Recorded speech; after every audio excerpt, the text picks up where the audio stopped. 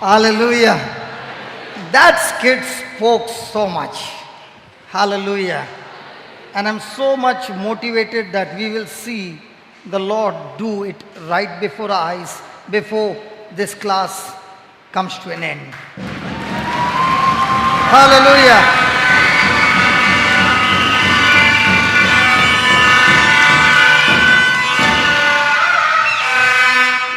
I did not know what was the skit, but it was amazing. Hallelujah. And that skit changed my topic as well. Thank you, Jesus. Thank you, Jesus. Thank you, Jesus. Thank you, Jesus. Thank you, Jesus. Jesus says, fall. What?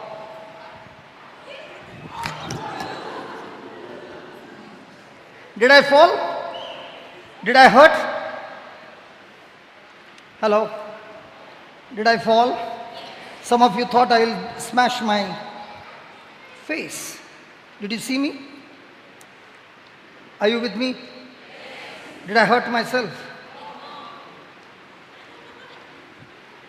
It was a technique to fall and still not be hurt.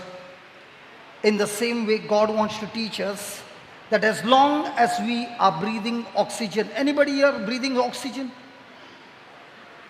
Anybody breathing oxygen? So one thing is sure, as long as you're breathing oxygen, there will be trials that are designed by the devil to make you fall, hurt, and get destroyed.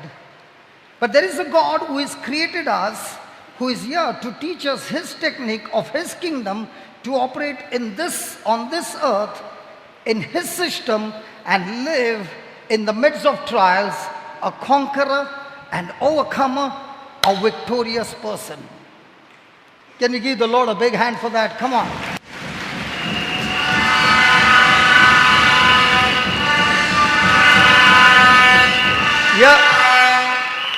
Here I'm standing before you, a person full of failures, a person who lived a life of extreme sin, a person whose life was full of fights, street fights, you name it, everything. And it was a life of chaos, it was a life of destruction. And God picks up a person like that. That's me. A person of depression, a person who had gone to a psychiatric treatment, a person like that, gone through trials, mess after mess in his life, defeated, sinking in. And that's the time I was introduced to the real person. His name is Jesus. And when I was introduced to Jesus, things did not change instantly, but things began to change in my relationship with him. And when I began to understand that all that Jesus wants from me is a relationship, and that's what we saw over here. He tells her, come on, turn back and fall back. Do you want me to fall back? Hallelujah. And he holds her. The second time he says, fall back, and she can see he's right in front of her, and she begins to doubt. Praise God. And that's what we are all going through in our lives. And in this class, we are going to study how we can operate by God's technique and see with our own eyes how God works wonders in our life when we change from natural to the supernatural. So are you ready? Yes. I said, are you ready? Yes. So here we are, Father God, in the name of Jesus, we ask you, Lord, you are the good shepherd, Jesus, we are your sheep. And you have given me this opportunity, Lord, to feed your sheep with your word. Oh Spirit of God, speak through my vocal cords, through my mind. Take control of this whole session, oh Lord, and speak to every child. Let there be no distraction. Make this preaching, teaching absolutely easy to understand. Enlighten their minds, renew their minds. Let every stronghold of the enemy be destroyed. And Lord, let there be a manifestation of your glory with signs, wonders, confirmation of the word that is being preached, not with human wisdom, but with the demonstration power of God. We thank you, we praise you in the glorious name of Jesus. Hallelujah. Thank you, Jesus. Thank you, Jesus. Those who are from Bombay, I understand there's lots of fluctuation of power. We don't experience that. People from Bombay, we don't experience that. People from Bangalore, fluctuation of power sometimes. People of Goa, fluctuation of power every. In the same way, our life is all about fluctuations of power. Hallelujah. And now we are going to study in these 4 days how we can stabilize ourselves and establish ourselves in our relationship with Jesus in such a way that this power is continuously flowing in us and through us into the lives of others. So, let's begin the first scripture with the word called word. Word, W-O-R-D. What is the meaning of the word word? What is word? Have you ever heard the word word? So what is a word? A word is a word. Thank you, Frank. A word is a word. Praise God. Now, can I get a bottle of water? Can you just throw it? Throw it. Yeah, good. Praise God. I'll return it back to you. Okay. Can you see this bottle? Now, this bottle is made of a substance called plastic. It is a container. And in this container, there is a liquid called water. In the same way, God teaches us through His Word in Genesis 1 that when God saw that there was darkness all around, the earth was void and formless. Can you put Genesis chapter 1 verse 2? The earth was void and formless, and the Spirit of God was moving over the waters. It was a chaotic situation, and in that situation, look at that. And the earth was without form and void, and darkness was upon the face of the deep. And, please read that. Come on. And the Spirit of God was moving upon the face of the waters. Now here is a problem that God is facing. Everything has gone void. Everything has gone into chaos. It's a big problem. And look at verse number 3. Look at verse number 3. God said, let there be light, and there was light. Now, what was God's solution to his problem? What was God's solution to the darkness? What was God's solution to the things that had become void and formless? What did God do? He opened his mouth and spoke the what? He spoke the what? Come on, he spoke the... So the first thing that God did to fix his problem was to speak.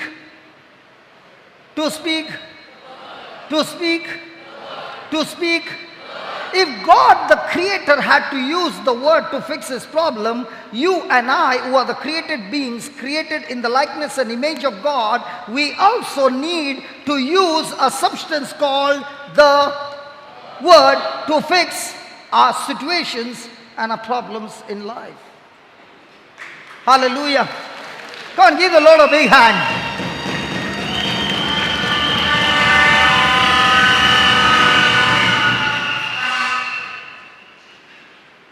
God used the word. Now what is this word? This word is a spiritual container. Just like this is a physical container, the word is a spiritual container. See, there are many of you who are sitting here with different issues in life, going through different trials. Some of them are going through trials in their jobs. Some of them are going through trials in their health. Some of them in their finances. Some of them in relationship. Whatever your trouble is, the solution is the scripture. He's saying that God, the first thing that God did was to open his mouth and speak now I'm also speaking words. Can anybody see the words that I'm speaking? No. Because these words are unseen, they are spiritual things. That's why we tell somebody, you will talk to somebody and say, come here, I want to tell you something or some words. Come on, what do we say? Something. And then you say to that person, see that you don't tell anybody anything. So we use words as things, but these things are not natural things. They are what? Spiritual things, or things that are unseen. Clear? So when God spoke the word that came out of his mouth was a spiritual thing or a spiritual container, and in that container was a substance called light. So when God saw with his eyes darkness, he saw darkness, but he did not open his mouth and said, there is darkness. In other words, God did not speak the things that he did not desire. God spoke the things that he desired. In our life, there are trials, there are different kinds of situations that come against us, and they put pressure on our mind to open our mouth and speak the very thing that we are seeing and feeling in our life. Is it true? Come on, is it true? So when we open our mouth, we speak what? The things that we desire or the things that we don't desire. Because the trials that are going on in your life are the things that you don't desire. But the doctor said X, Y, Z. But he said this and she said this and the circumstances say this and the world says this, and all those things that you don't desire, the devil has to do only one thing. He has to put pressure on your thinking that you open your mouth and speak the things that you don't desire. Because the biggest problem for us is we have not yet realized that we are not God, but by his grace, by his power, and by his anointing, we are like God. We are like God. We are like God. So we are applying the principles, but we are applying the principles exactly opposite to the word of God. And that's why instead of things becoming better, things are becoming bitter. Why? Because we speak what we feel. We speak what we see. We speak what we hear. Praise God. Now there are many people come from different states of India and abroad. Some, what language do you speak at home? English, okay. Somebody Konkani? Konkani. You speak Konkani. Others speak Kannada. Anybody speak Kannada? Kannada? Nobody Kannada? Hey, come on, Miriam, what do you speak? Tamila? Miriama? Tamila. Okay. Flori? Hindi. Different people speak. Now all those speak different languages, you will always say, that's my mother tongue. Have you heard that? Why there is only mother tongue? What about we fathers, men? There is no father tongue. Jesus said there are only two fathers. One is the father of lies, and the one is the Father, the Creator. So, the Father, the Creator, has given us his language, which is called the Holy Bible, which is spoken in a mother tongue. So the Bible is the Father's tongue in different languages, which is the mother tongue. So you and I, who are created in the likeness and image of the Father, has to learn the Father's tongue in your mother tongue. Did you follow what I'm saying? Now I'm speaking the Father's tongue in a mother tongue called English. Somebody else will speak the same Father's tongue called the Word of God in the mother tongue called Tamil. Now when you say, I belong to the Heavenly Father, the next question is, do you know His language? Did Jesus know his father tongue? Come on, did Jesus know his father tongue? And that's why he always spoke what? The word of God. Even when the devil showed up, he opened his mouth and spoke the word of God. Now what do we speak in the whole day? The father tongue of heaven or the father tongue of hell? And imagine you speak the father's tongue of hell and look towards heaven and believe that something is going to drop from heaven. You are being deceived. Because remember, my words have the power to create walls or gates, create bridges or walls to stop me from flowing and moving into my destination. Praise God. Hallelujah. Now when God spoke the word, he spoke the word, let there be, let there be. Now before he can speak the word light, he uses his video. And that's what we are going to learn now. And then we will call people who are sick. And you will see, I won't touch any of them. You will touch them and they will be healed. Are you ready? Hey, we have come here to understand the principles of the Bible, learn them, and now go and punch the devil in every battle of our life and come back with victory. Crying days are over. Tell your neighbor, your crying days are over. Tell your neighbor, come on, you got one neighbor? Come on, tell your neighbor.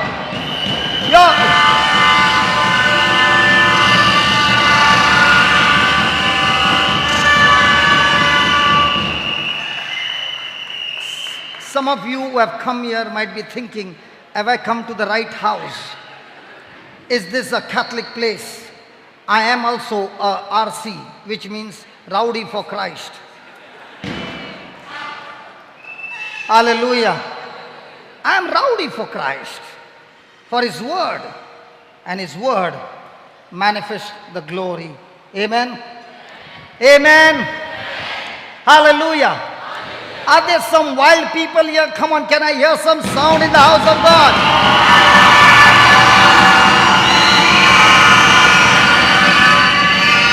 Hallelujah. Hallelujah.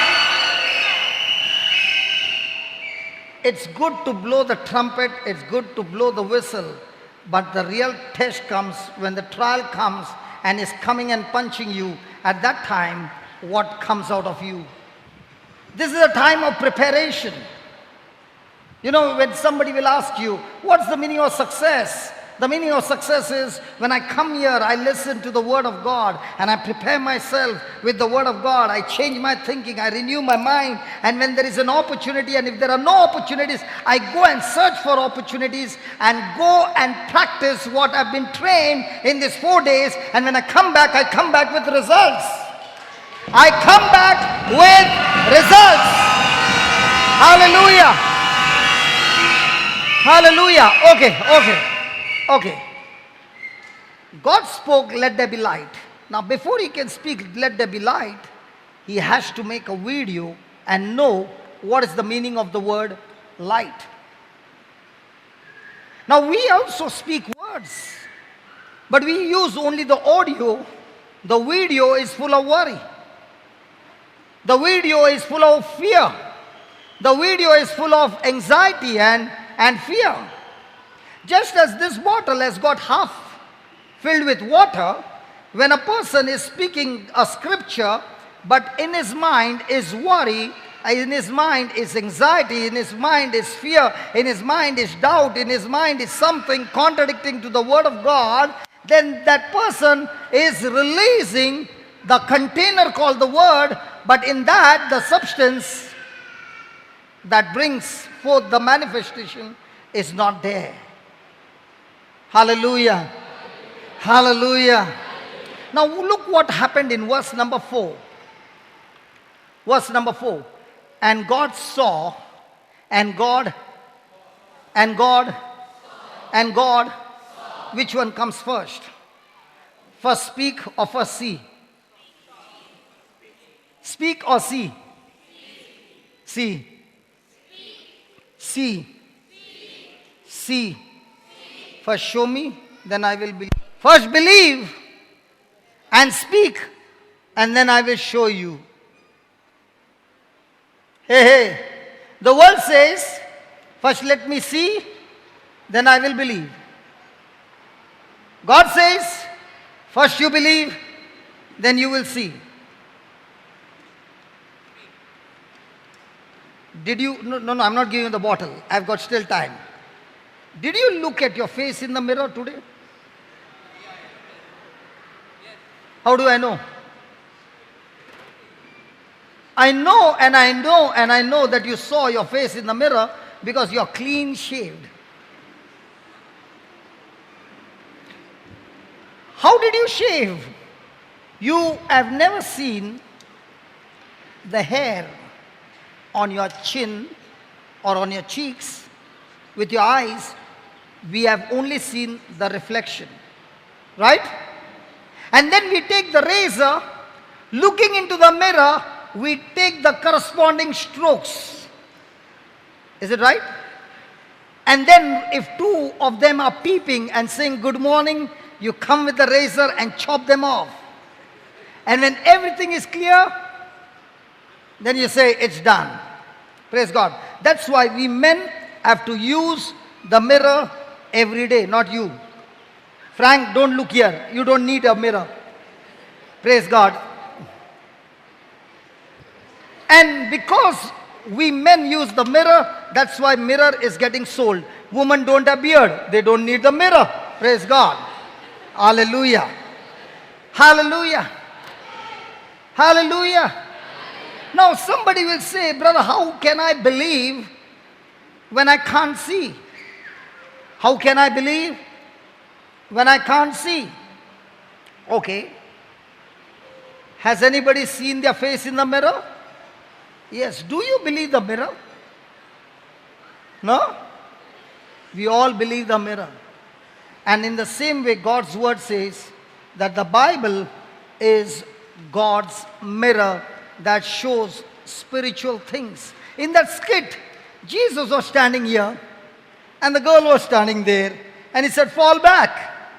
But there was an angel. She came with wings, right? How many of you want to see angels? My God, my God. If an angel shows up with wings, many of you will faint. Hallelujah. But was the angel holding that girl? Come on. When did the angel hold that girl?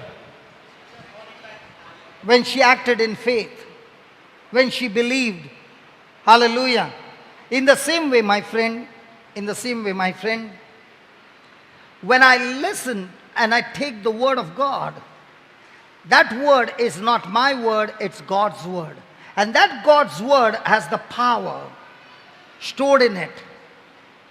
And when I make a corresponding action to what the word of God says, that's when I'm walking in the supernatural. Hallelujah. Hallelujah.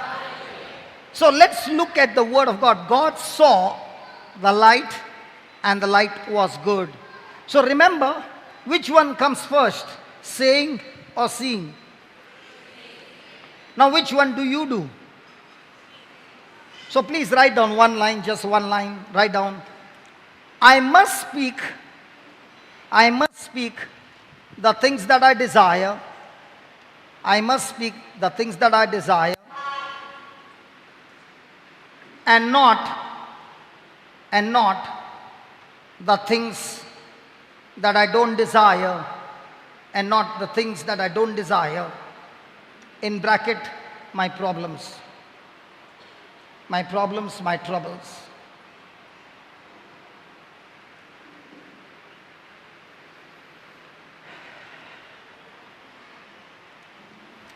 Praise the Lord. Have you finished? Okay, just pause for a moment and just check. In the whole day, the words that we speak, which words do we speak? The things that we desire, that God has promised in His word, or the things that we don't desire, that the world is bombarding our mind with? Which one? We are trained to speak by sight, or we are trained to speak by faith. So what's this retreat all about?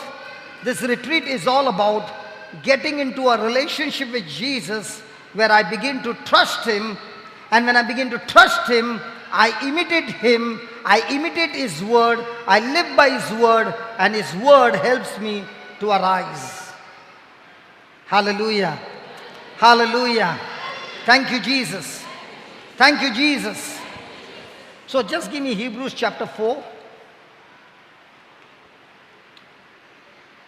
Hebrews chapter 4 and verse number 12.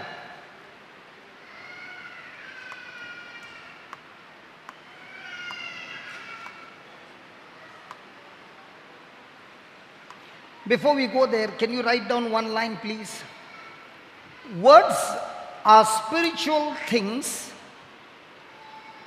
Words are spiritual things. When spoken with confidence, when spoken with confidence, they become natural things. Third row, David, third row. Again, what did you write? Words are spiritual things when spoken with confidence. So, words are spiritual things when spoken with confidence, they become natural things. Okay, here we go. The word of God is alive, is quick and powerful. Now, please write down some points. The word of God is alive. The word of God is alive, active, powerful, effective,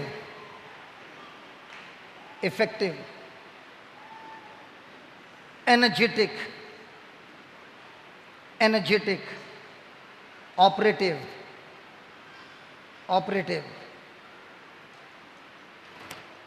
Praise God. So this is what we are going to learn now. Are you ready? Okay, first thing, the word of God is alive. Is there anybody alive here? Only one person is alive, two people are alive. Come on, are you alive?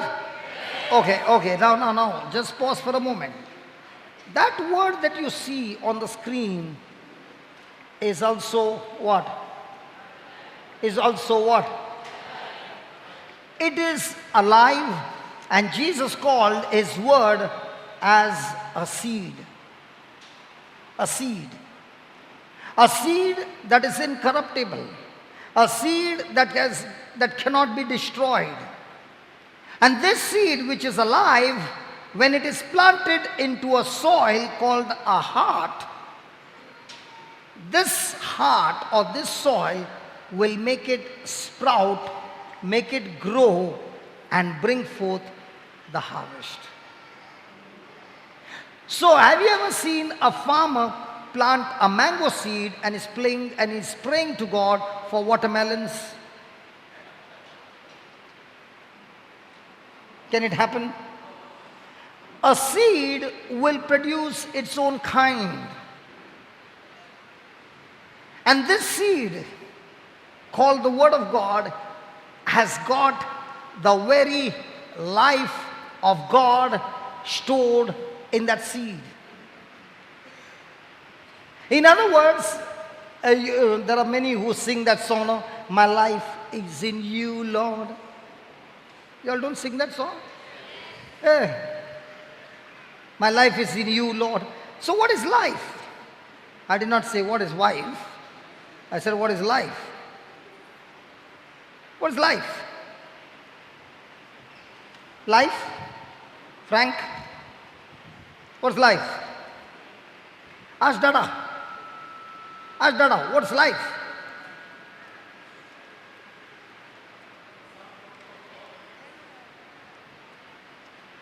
My life is the sum total of the way I think,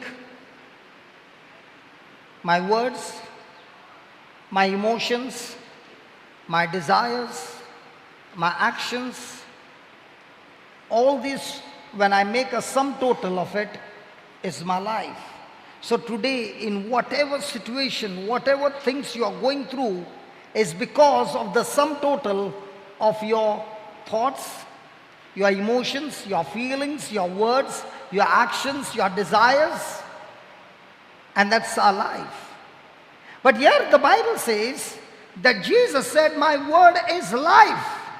Spirit and life means it has God's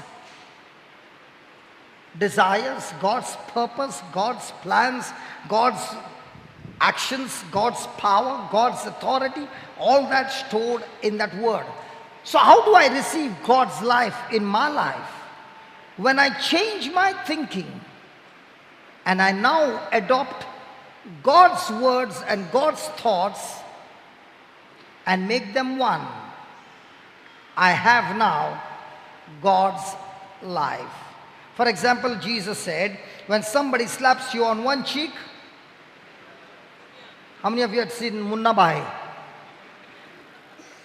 You had seen that Munna Bhai? He says, Gandhi ne kaha, ek chata mara, dusra diya. Give the next cheek. He did not say after that what to do. And he bashes up the person. But what did Jesus say? Give the next cheek. Why do you think Jesus said these words? You mean to say he wants all the Christians to be beaten up? He said it because he says a Christian is known by his love. And what kind of love? Agape love. And when he lives in that agape love, when somebody slaps him, at once that agape love comes to a full stop and there comes anger. There comes bitterness. There comes revenge. There comes negative action. But when you turn the next cheek, you are giving an evidence that I'm still continuing myself in that agape love. And when a person operates in agape love, God is with him because God is love. And that's the test that we all have to go through every day in our life. And a person who operates in agape love is the person who has changed his thinking. Why has he changed his thinking? Because we all, when we were born from a mother's womb, we all have the nature of Adam. That same Adam who was created in the likeness and image of God, when he disobeyed God, he became extremely selfish. He became extremely fallen nature. And that's why man in the natural has got a human fallen nature. And now when that person takes this word and begins to renew his mind and he says, God, this is what you are asking me to do, but I don't have the power to do it. He says, because you have got my word is not only life, my word is spirit. Means what? The moment you make that decision, God, I'm going to make a choice to agree with this word, the Spirit of God gives you the strength to apply that word in your life. So you can be an extremely expert in Bible theology. You can have all the knowledge of the word.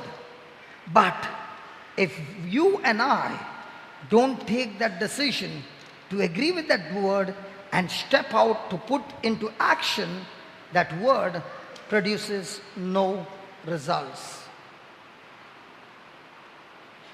Are you there with me? So when will this word become alive? This word will become alive in a person when that person makes the choice no longer to live on that fallen nature, but to live in the new nature.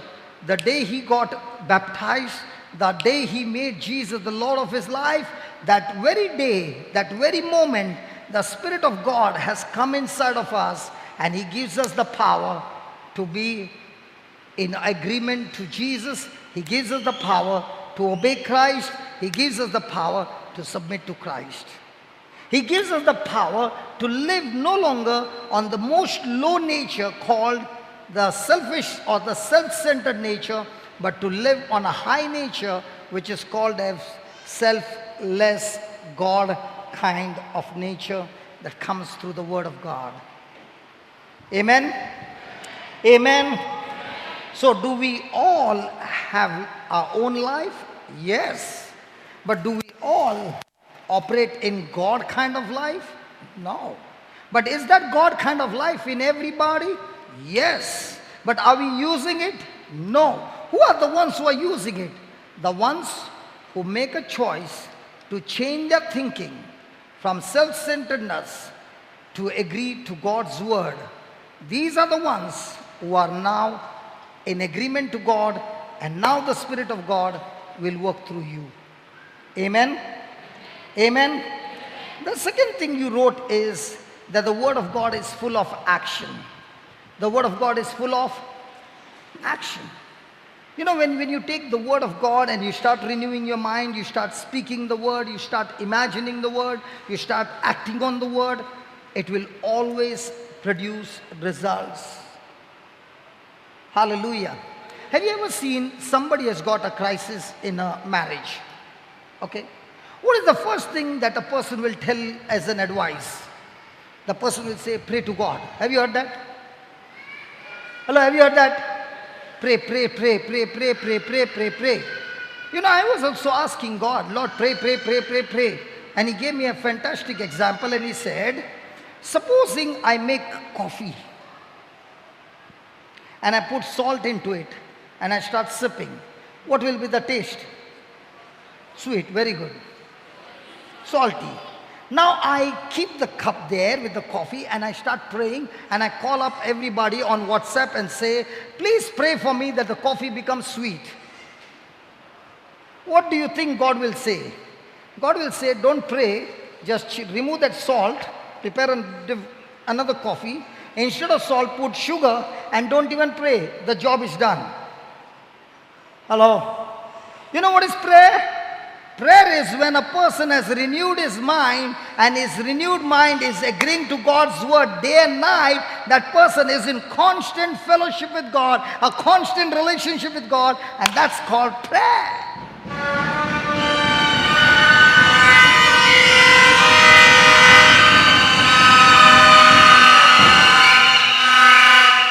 But a person is a champion in praying. He can pray for 10 hours. But when a situation comes, he does exactly what he was doing before. Do you think there will be any action? Hello, do you think there will be any action? See, listen, my friend, you and I are natural.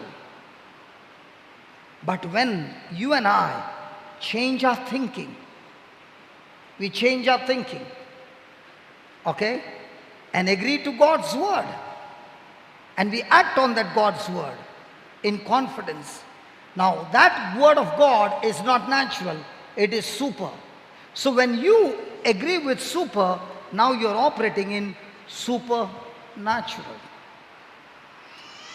I know people who can pray for 10 hours but can't even heal a headache. I know people who are champions in the Bible but not operating and applying them in their daily life. And I know simple people who don't know to read and write. They don't even know to read and write. They come and listen to the word of God, and as they are listening, they change their thinking and they begin to apply that in their life, and they come with results.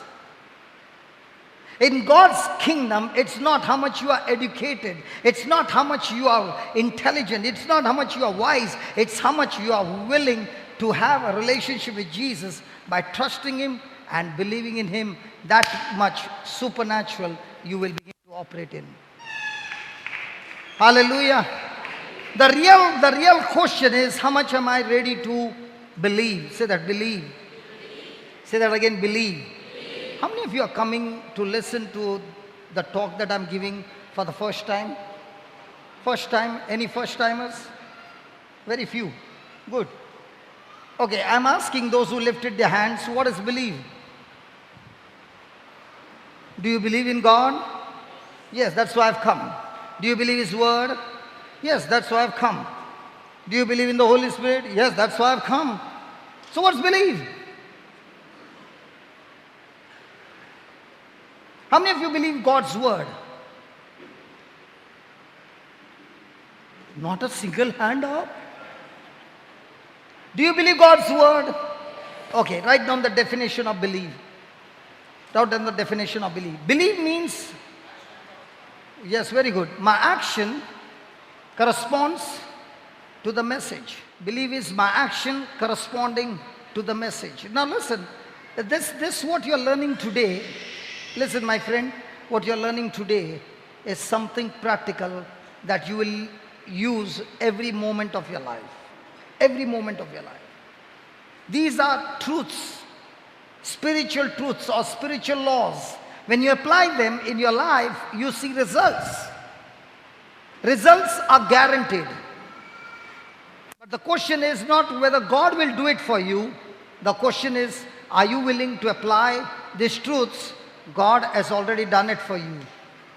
Hallelujah.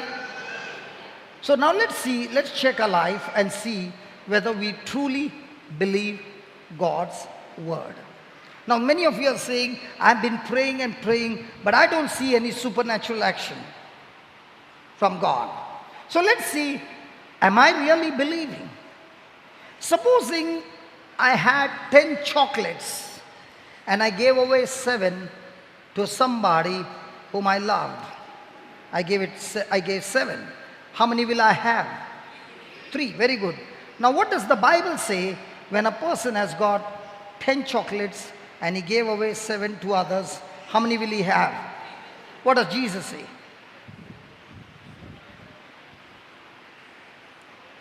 What does Jesus say? Who said that? Just put that, Luke chapter 6:38, and then we will see action. Why am I not seeing action in my life? Read the word. Take, take, take, take, take, take, take, take, take, take, take, take.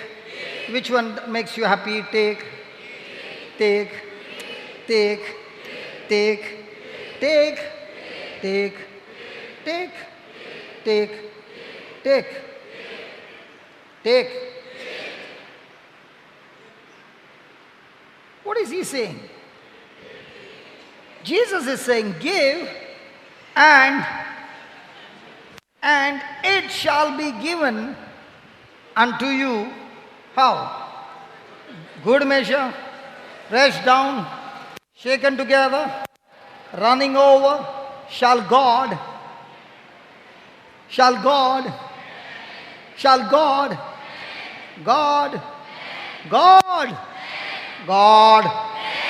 God, What is he saying? Shall men give unto your bosom? You know, 19 years back I read this scripture. 19 years back. And when I read this scripture, God gave me a calculation, mathematics, and he said, the world teaches you 10 minus 7 is 3. But in my kingdom, when you give anything, I'm not talking about money, anything you give in my kingdom, it never leaves your life. It only goes into the future, multiplies, and comes back to you at the right season for you.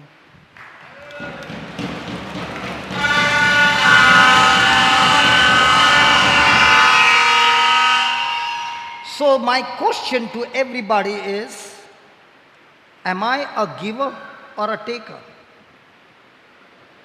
And if I'm a giver, then that 700 that he has promised me, I cannot see with my eyes. That 3, I can see it, I can touch it, I can feel it. And that 3 is speaking to me and saying loudly, I am only 3 remaining, I am only 3 remaining. And that's when we get into fear. And that's why when the offertory time comes, Most of the time we close our eyes. When that person has gone, thank God. Hallelujah. Hallelujah. 19 years have gone by. 19 years.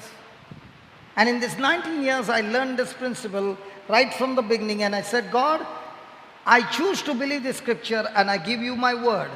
I will serve you all the days of my life and not charge for the service that I give you.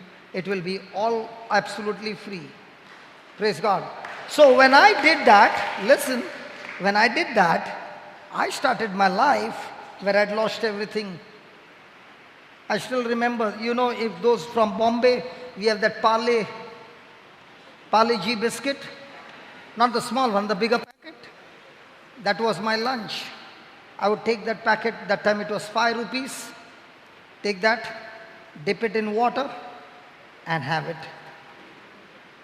Because I had no money. And when I got a job, I said, God, I'm going to trust you and never count. You know, I started with 10%. And one day he asked me, you're giving me 10%, how much do you give your wife? I said, I don't calculate. And he said, why? I said, because that's love. And what about me? I said, Lord, I'm sorry. From now on, no 10%. It will be out of love.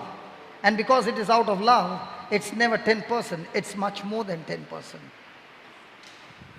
And there the journey began with nothing in the pocket. And today when I see, it's amazing. Even this place has come with the same principle called the Word of God, sowing and reaping, believing that the Word of God is alive and full of action.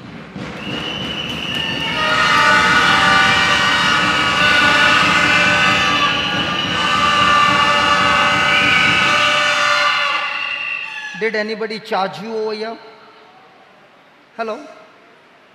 Was the food okay? Everything will be okay. Everything will be free. The CDs will be given to you free. The books will be given free. Everything will be given free. You know why? Because we choose to deposit in the kingdom of God. And this deposit can only come when there is a genuine love. Our desire for your life is only one thing.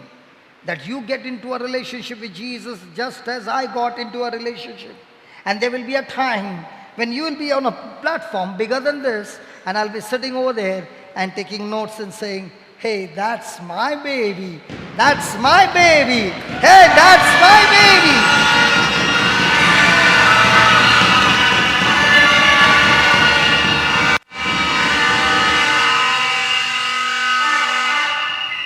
I'd been to Melbourne for the first time.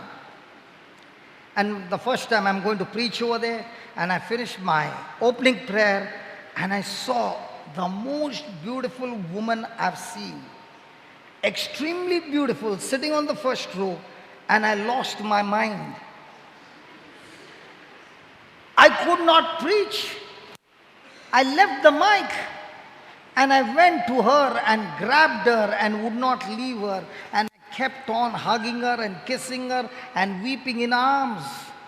And people began to wonder what happened to the preacher, man.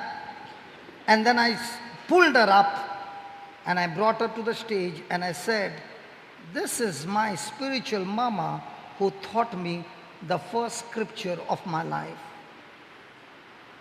I was in depression, I had demonic problems, you name it, I had everything. And this was the mama who taught me the scriptures. And after 4 months, she left for Melbourne. I never saw her for 14 years. I never saw her for 14, 15 years. But that day I saw her and I grabbed her and I said, Mama, I want to ask you, the day you were giving me the first scripture, did you ever think in your life that 15 years later on, this man whom you see, full of bondage, full of demons, full of crisis, depressed, financially broken, marriages in a crisis, everything in a crisis.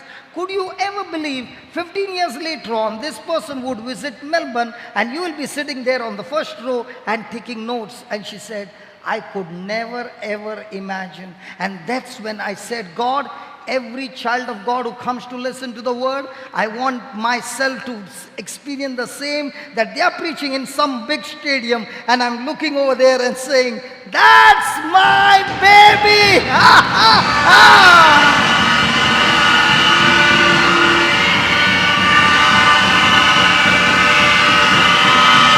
Hallelujah! You know, in the world they look at your qualification. They look at your intelligence, they look at your beauty, they look at everything, and they look everything on the outside.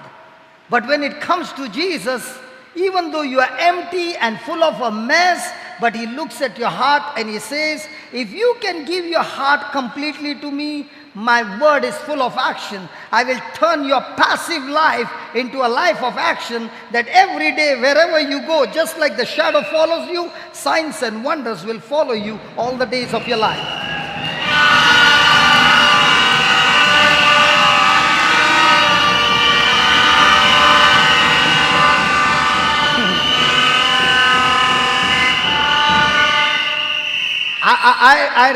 I remember when I was in school, I was always getting punished, put out of the class, and the teacher had one slogan, good for nothing. How do you know? You know my teacher? Or the teacher must have told you as well. My friend, no matter what people gave you names, it doesn't matter. The day you make Jesus the Lord of your life, he will turn those very things into a stronghold in your life with the word of God, that when people look at you, they'll say, wasn't he good for nothing? Now he's good for everything in Jesus' name.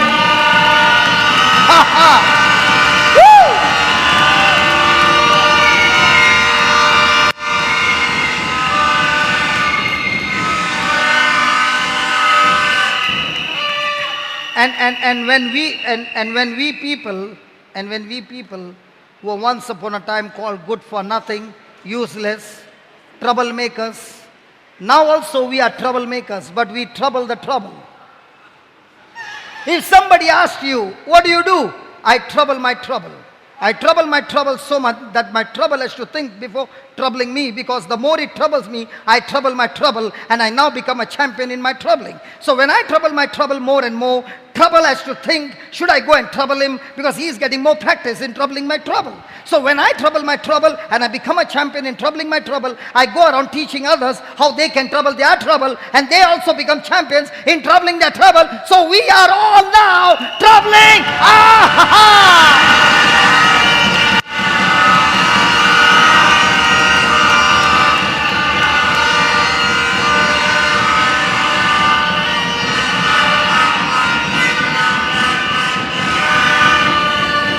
Hallelujah. Tell your neighbor, I've come here to learn to trouble my trouble. Now let me tell you, trouble is not flesh and blood, but the powers of darkness. You know, I've got my grand-nephew over here, okay? And during the wedding, I was just passing by, and I saw a walking stick. It really makes me angry when I see a walking stick. So when I saw that walking stick, I was just passing by, and I said, whose stick? And he said, my grandma. I said, grandma, I'm coming after the wedding. Let this ceremony get over. The next day I'm coming. So I reached their house, and I asked the grandma, that's my cousin's sister. I asked her, how long you have been suffering? And she said, about how many years, Baba? 5 years. But she got this from the age of 50 to 42. And she might be now 60, 65? 60. 60. So from 42 to 60 means 18 years. 18 years she has been suffering, okay?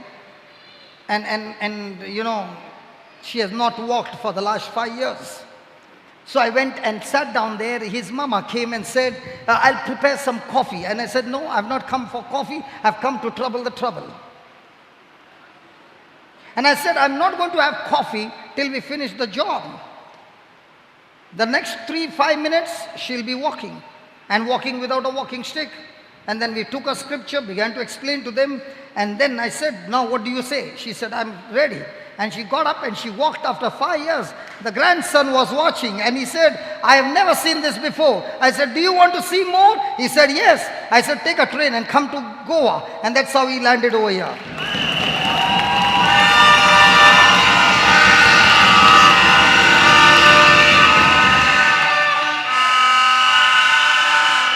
Listen, my friend.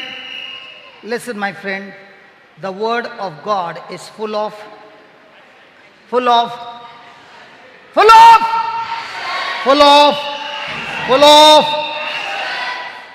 your neighbor, the word of God is full of action.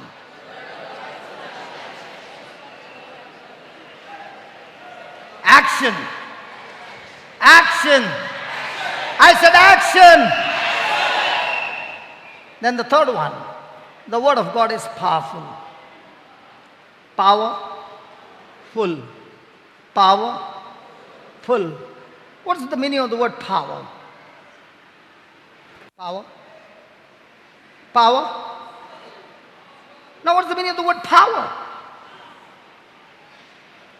Power. Energy, something more. Power.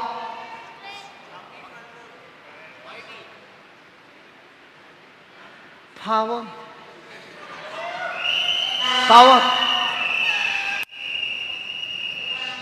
Hey, power. No. When the electric power goes off, some of you. Why? There's something called as electric power. So what does electric power do? What does electric power do? What happens when the electric power goes off? What happens to these lights? They go off. So what is power? Come on, what's power? Power is a force by which you can get results. Power is a force by which the things which are there are going to be replaced by new things. That's called power. For example, here's a rock. I make a hole over there. I take a big dynamite, put it in there. What happens? Come on, what happens? It will? Hello, it will? I should light the fire, no man? Okay, I light the fire. The dynamite explodes. What happens to the rock? Is the rock the same or is it turned into fragments? It is blasted, it is broken into pieces. So what does power do? Power replaces things which are there with new things. And the best part is, the Bible says the word of God is what? So if you have got some crisis in your marriage, you need what? Power to repair the marriage. You got some crisis in your body, you need what? Power to restore your health. You got some crisis in your finances, you need what? Power to get wealth. Come on. And the Bible says that the word of God is not powerful, all powerful. Just put that in Hebrews 4:12. The word of God is all powerful. Hallelujah. Hallelujah. So from now on, if you want to bring some change in a situation that you're going through, where do you go? Do you go to the person and say, change, change, change? Or do you go to the word of God? The greatest fool is a person who is trying to change somebody else.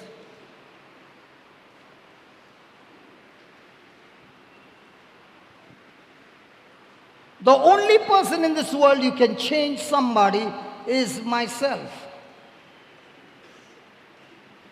And myself, when it is changed with the word of God, now the power inside me is so powerful that everything around me will have to change. If the change in me is not there with the word of God, then the things that are troubling me on the outside will get me and finish me. But if I've got the word of God that has brought a change in me, now that change in me is like a dynamite, much powerful than that. It will destroy everything that is coming against me. Amen? Hallelujah. Then powerful. Then what is it? Effective.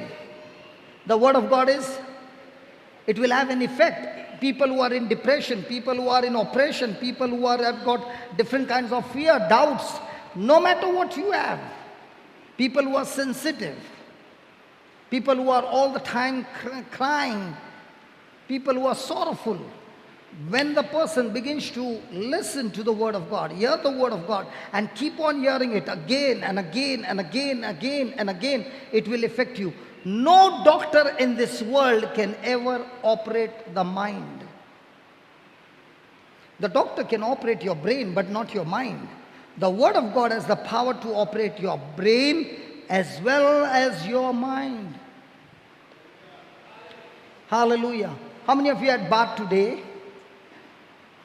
I'm talking about mind bath, not body bath. Because the body bath, you can put all your shampoos and then when you're going around, people sniff. And I saw an ad one day, that man is putting that spray and all the girls are.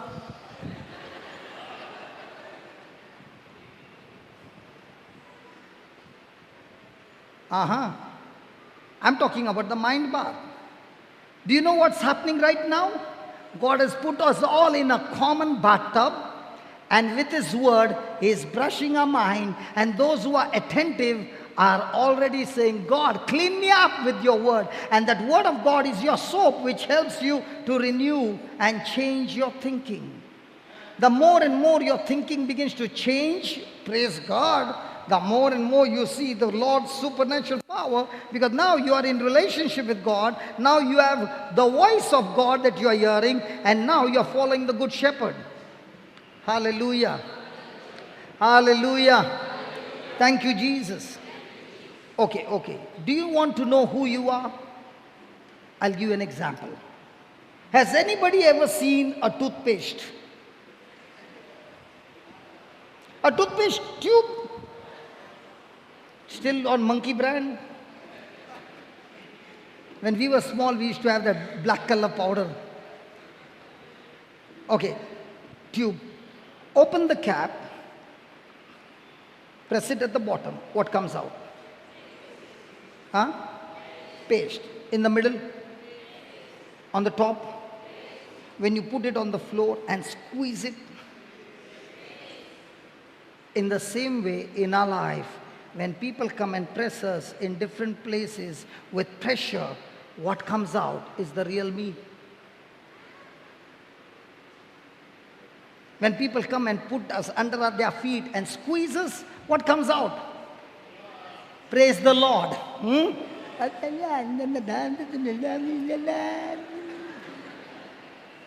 What comes out? Hello, what comes out? And that's what the word of God will do. We were in street fighting, we were in all kinds of club life and bad words and all that and everything. But when the Lord began to take that soap and scrub my mind every day and night with the word of God, things began to change. So do we need mind bath every day? We need the whole day. Hallelujah. Then next one, operative. And then we will have a demonstration. Come on. Operative. Now, operation. The word of God is sharper than a two-edged sword. Okay, let me give you an example. Is there any person sitting here who has got an extra bone growth? Extra bone growth might be in your nose, might be in your legs. Anybody with an extra bone growth? Somebody who has got extra bone growth? Where? In the nose. Very good. One. I want some more. He is my nephew. He'll say, we both are in the same team. Come on, somebody else. Come on. I'll pray. Somebody else. Come on. Somebody who has got an extra bone growth. Anybody? Nobody? You got extra bone growth where? In your leg? Legs. Can you please come here?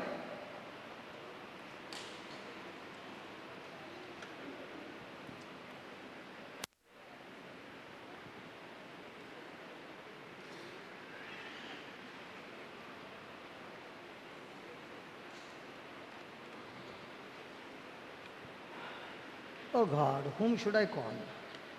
I can't see any naughty boy or naughty girl anywhere. All are good boys and good girls. Whom should I call?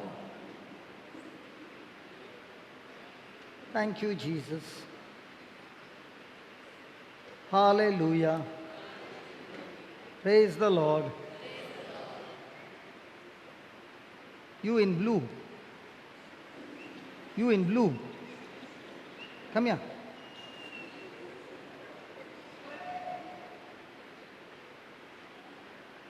Are you a Christian? Yes. Yes. Do you believe in Jesus? Yes. Were you listening to what I was preaching? Yes. What did you hear? I heard the word of God. It's powerful, Yeah, effective, it's effective, it's active. and it is a double-edged sword. Yeah. Now she has got an extra bone growth in her feet. Okay, and he has got it in the nose. And you are going to operate them both.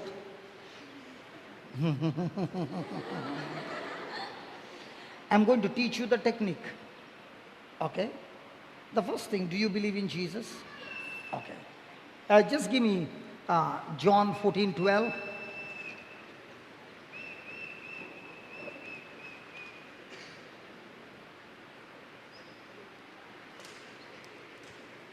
God bless you. John 14:12.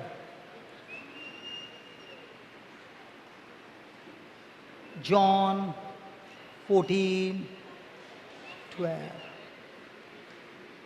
Okay. For verily, verily, I say unto you, he that prays, he that prays, he that kneels down to me, he that is fasting,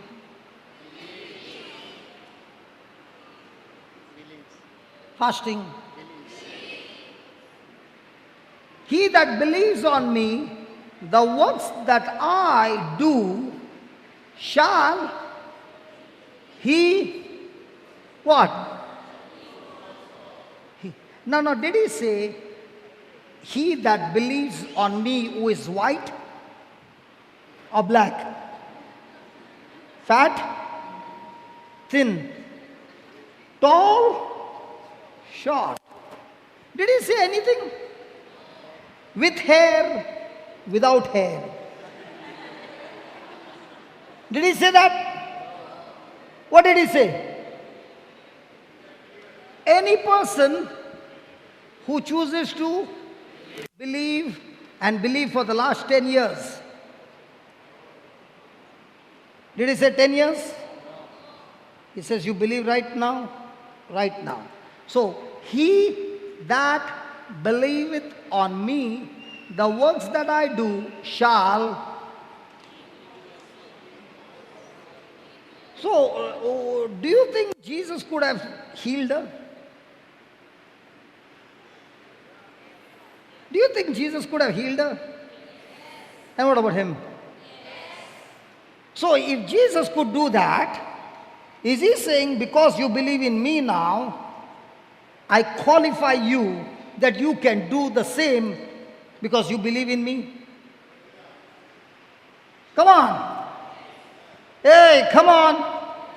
Yes. Now did we hear that the word of God is a two-edged sword? So with the word of God, can that extra bone growth can be chopped off? Do you want the peace or you don't want the peace? You don't get the peace. That's what the operation of Jesus is. Now you'll say, I want a stitch mark. When Jesus operates, there are no stitch marks, there are no blood, there is no money, there is nothing. It's done instantly. Because when the doctor takes you to the operation theater, they put that red light on. Can you see that? That the operation is going on. But when Jesus starts, he starts right in the public, operates you, and you don't even know the operation is over. Can we give the Lord a big hand for that? Hallelujah. So baby, are you ready?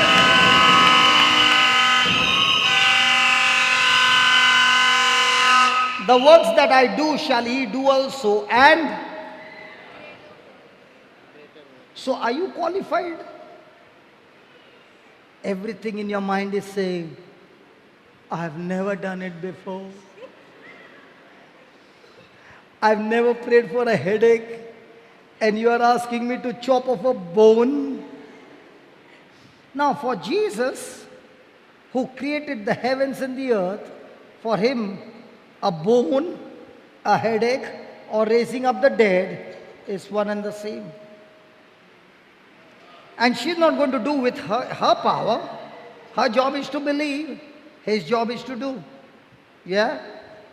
Come on, yeah? Hold a hand. You want to take both it together or one at a time? Jesus is so small, one at a time. Okay, chalega.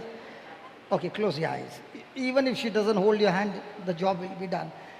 Close your eyes. Listen to every word that she speaks. Okay? Say this, Lord Jesus. Close your eyes, concentrate. Just give me a mic, brother. A cordless mic.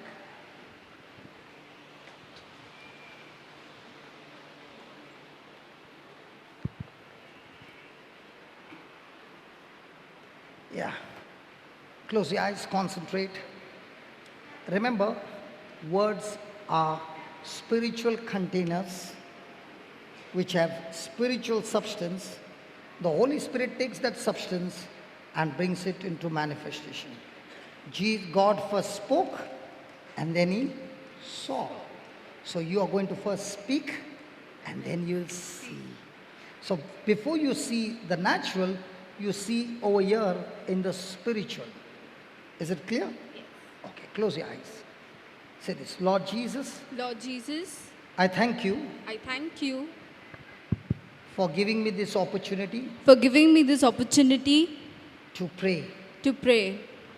Jesus, Jesus, I learned from your word I learned from your word that your word is powerful, that your word is powerful, full of action, full of action, and operates. and operates. It is sharper It is sharper than any two-edged sword. than any two-edged sword. So Lord Jesus, So, Lord Jesus, believing in this word, believing in this word, I am now speaking I'm now speaking to that bone to that bone that has grown extra that has grown extra by the power of the word. by the power of the word. I command I command the extra bone growth that extra bone growth be chopped off may chopped off right now right now by the power of the word. by the power of the word. In the name of Jesus, In the name of Jesus, you bone, new bone, you are chopped off you're chopped off right now right now in the presence of God. in the presence of God. Lord, Lord, I have spoken it, I've spoken it, I have believed it, have believed it, and it is finished. and it is finished. My dear sister, My dear sister, my dear brother, my dear brother, the bone has been chopped off the bone has been chopped off and you are completely healed, and if completely healed, set free. set free. All the pain is gone All the pain is gone and you are completely free and you're completely free. in the name of Jesus. In the name of Jesus. Thank you, Lord, Thank you, Lord, for teaching me for teaching me to believe to believe in your word. in your word. In Jesus' name, In Jesus' name, I receive I receive this miracle. this miracle. I thank you I thank you and I praise you. and I praise you. Heavenly Father, Heavenly Father, in Jesus' name, in Jesus' name, amen. amen. Amen. Amen. Amen. Amen. Amen. Amen. Now check it out. Check it out.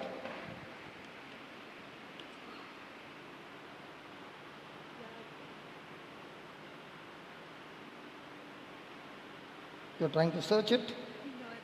It's gone. It's gone.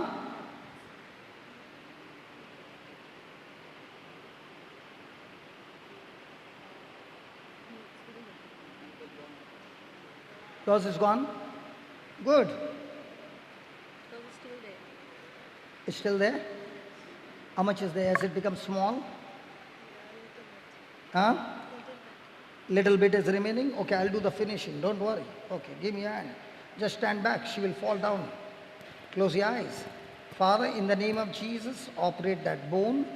I rebuke that infirmity and I command that bone to be made normal, absolutely normal, by the power of the Holy Spirit. I thank you, I praise you for this power that's flowing into our body. Lord, your word is true, full of action, full of power, full of life, operative, effective, energetic. And Lord, you have set this child completely free. Thank you for filling her with your glory and with your love. In the glorious name of Jesus. There comes the power, the glory of God. In Jesus' name, amen. Thank you, Lord, that you have healed her completely. In Jesus' name, amen. Now check.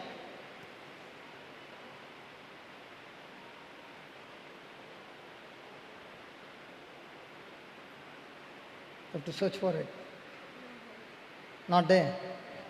It's gone. Praise God. How long were you suffering? 4 years. From 4 years. And how much were you suffering? From birth. Now, you know why you did not clap? Because you're saying, is it real? No, no, no.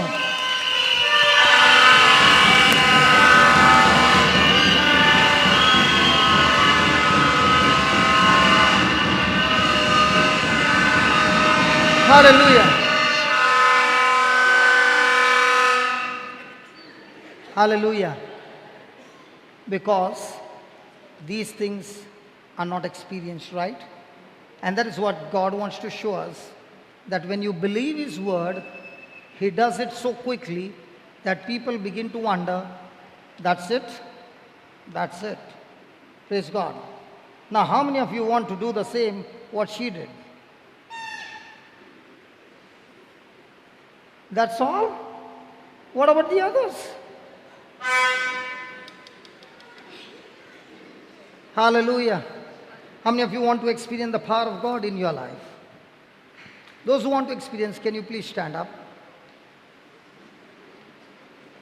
I like that, brother. You jumped out of your seat. Praise God. Those who want to experience the power of God, can you please stand up? I think you did not hear what I said. I said those who want to experience the power of God, can you please stand up?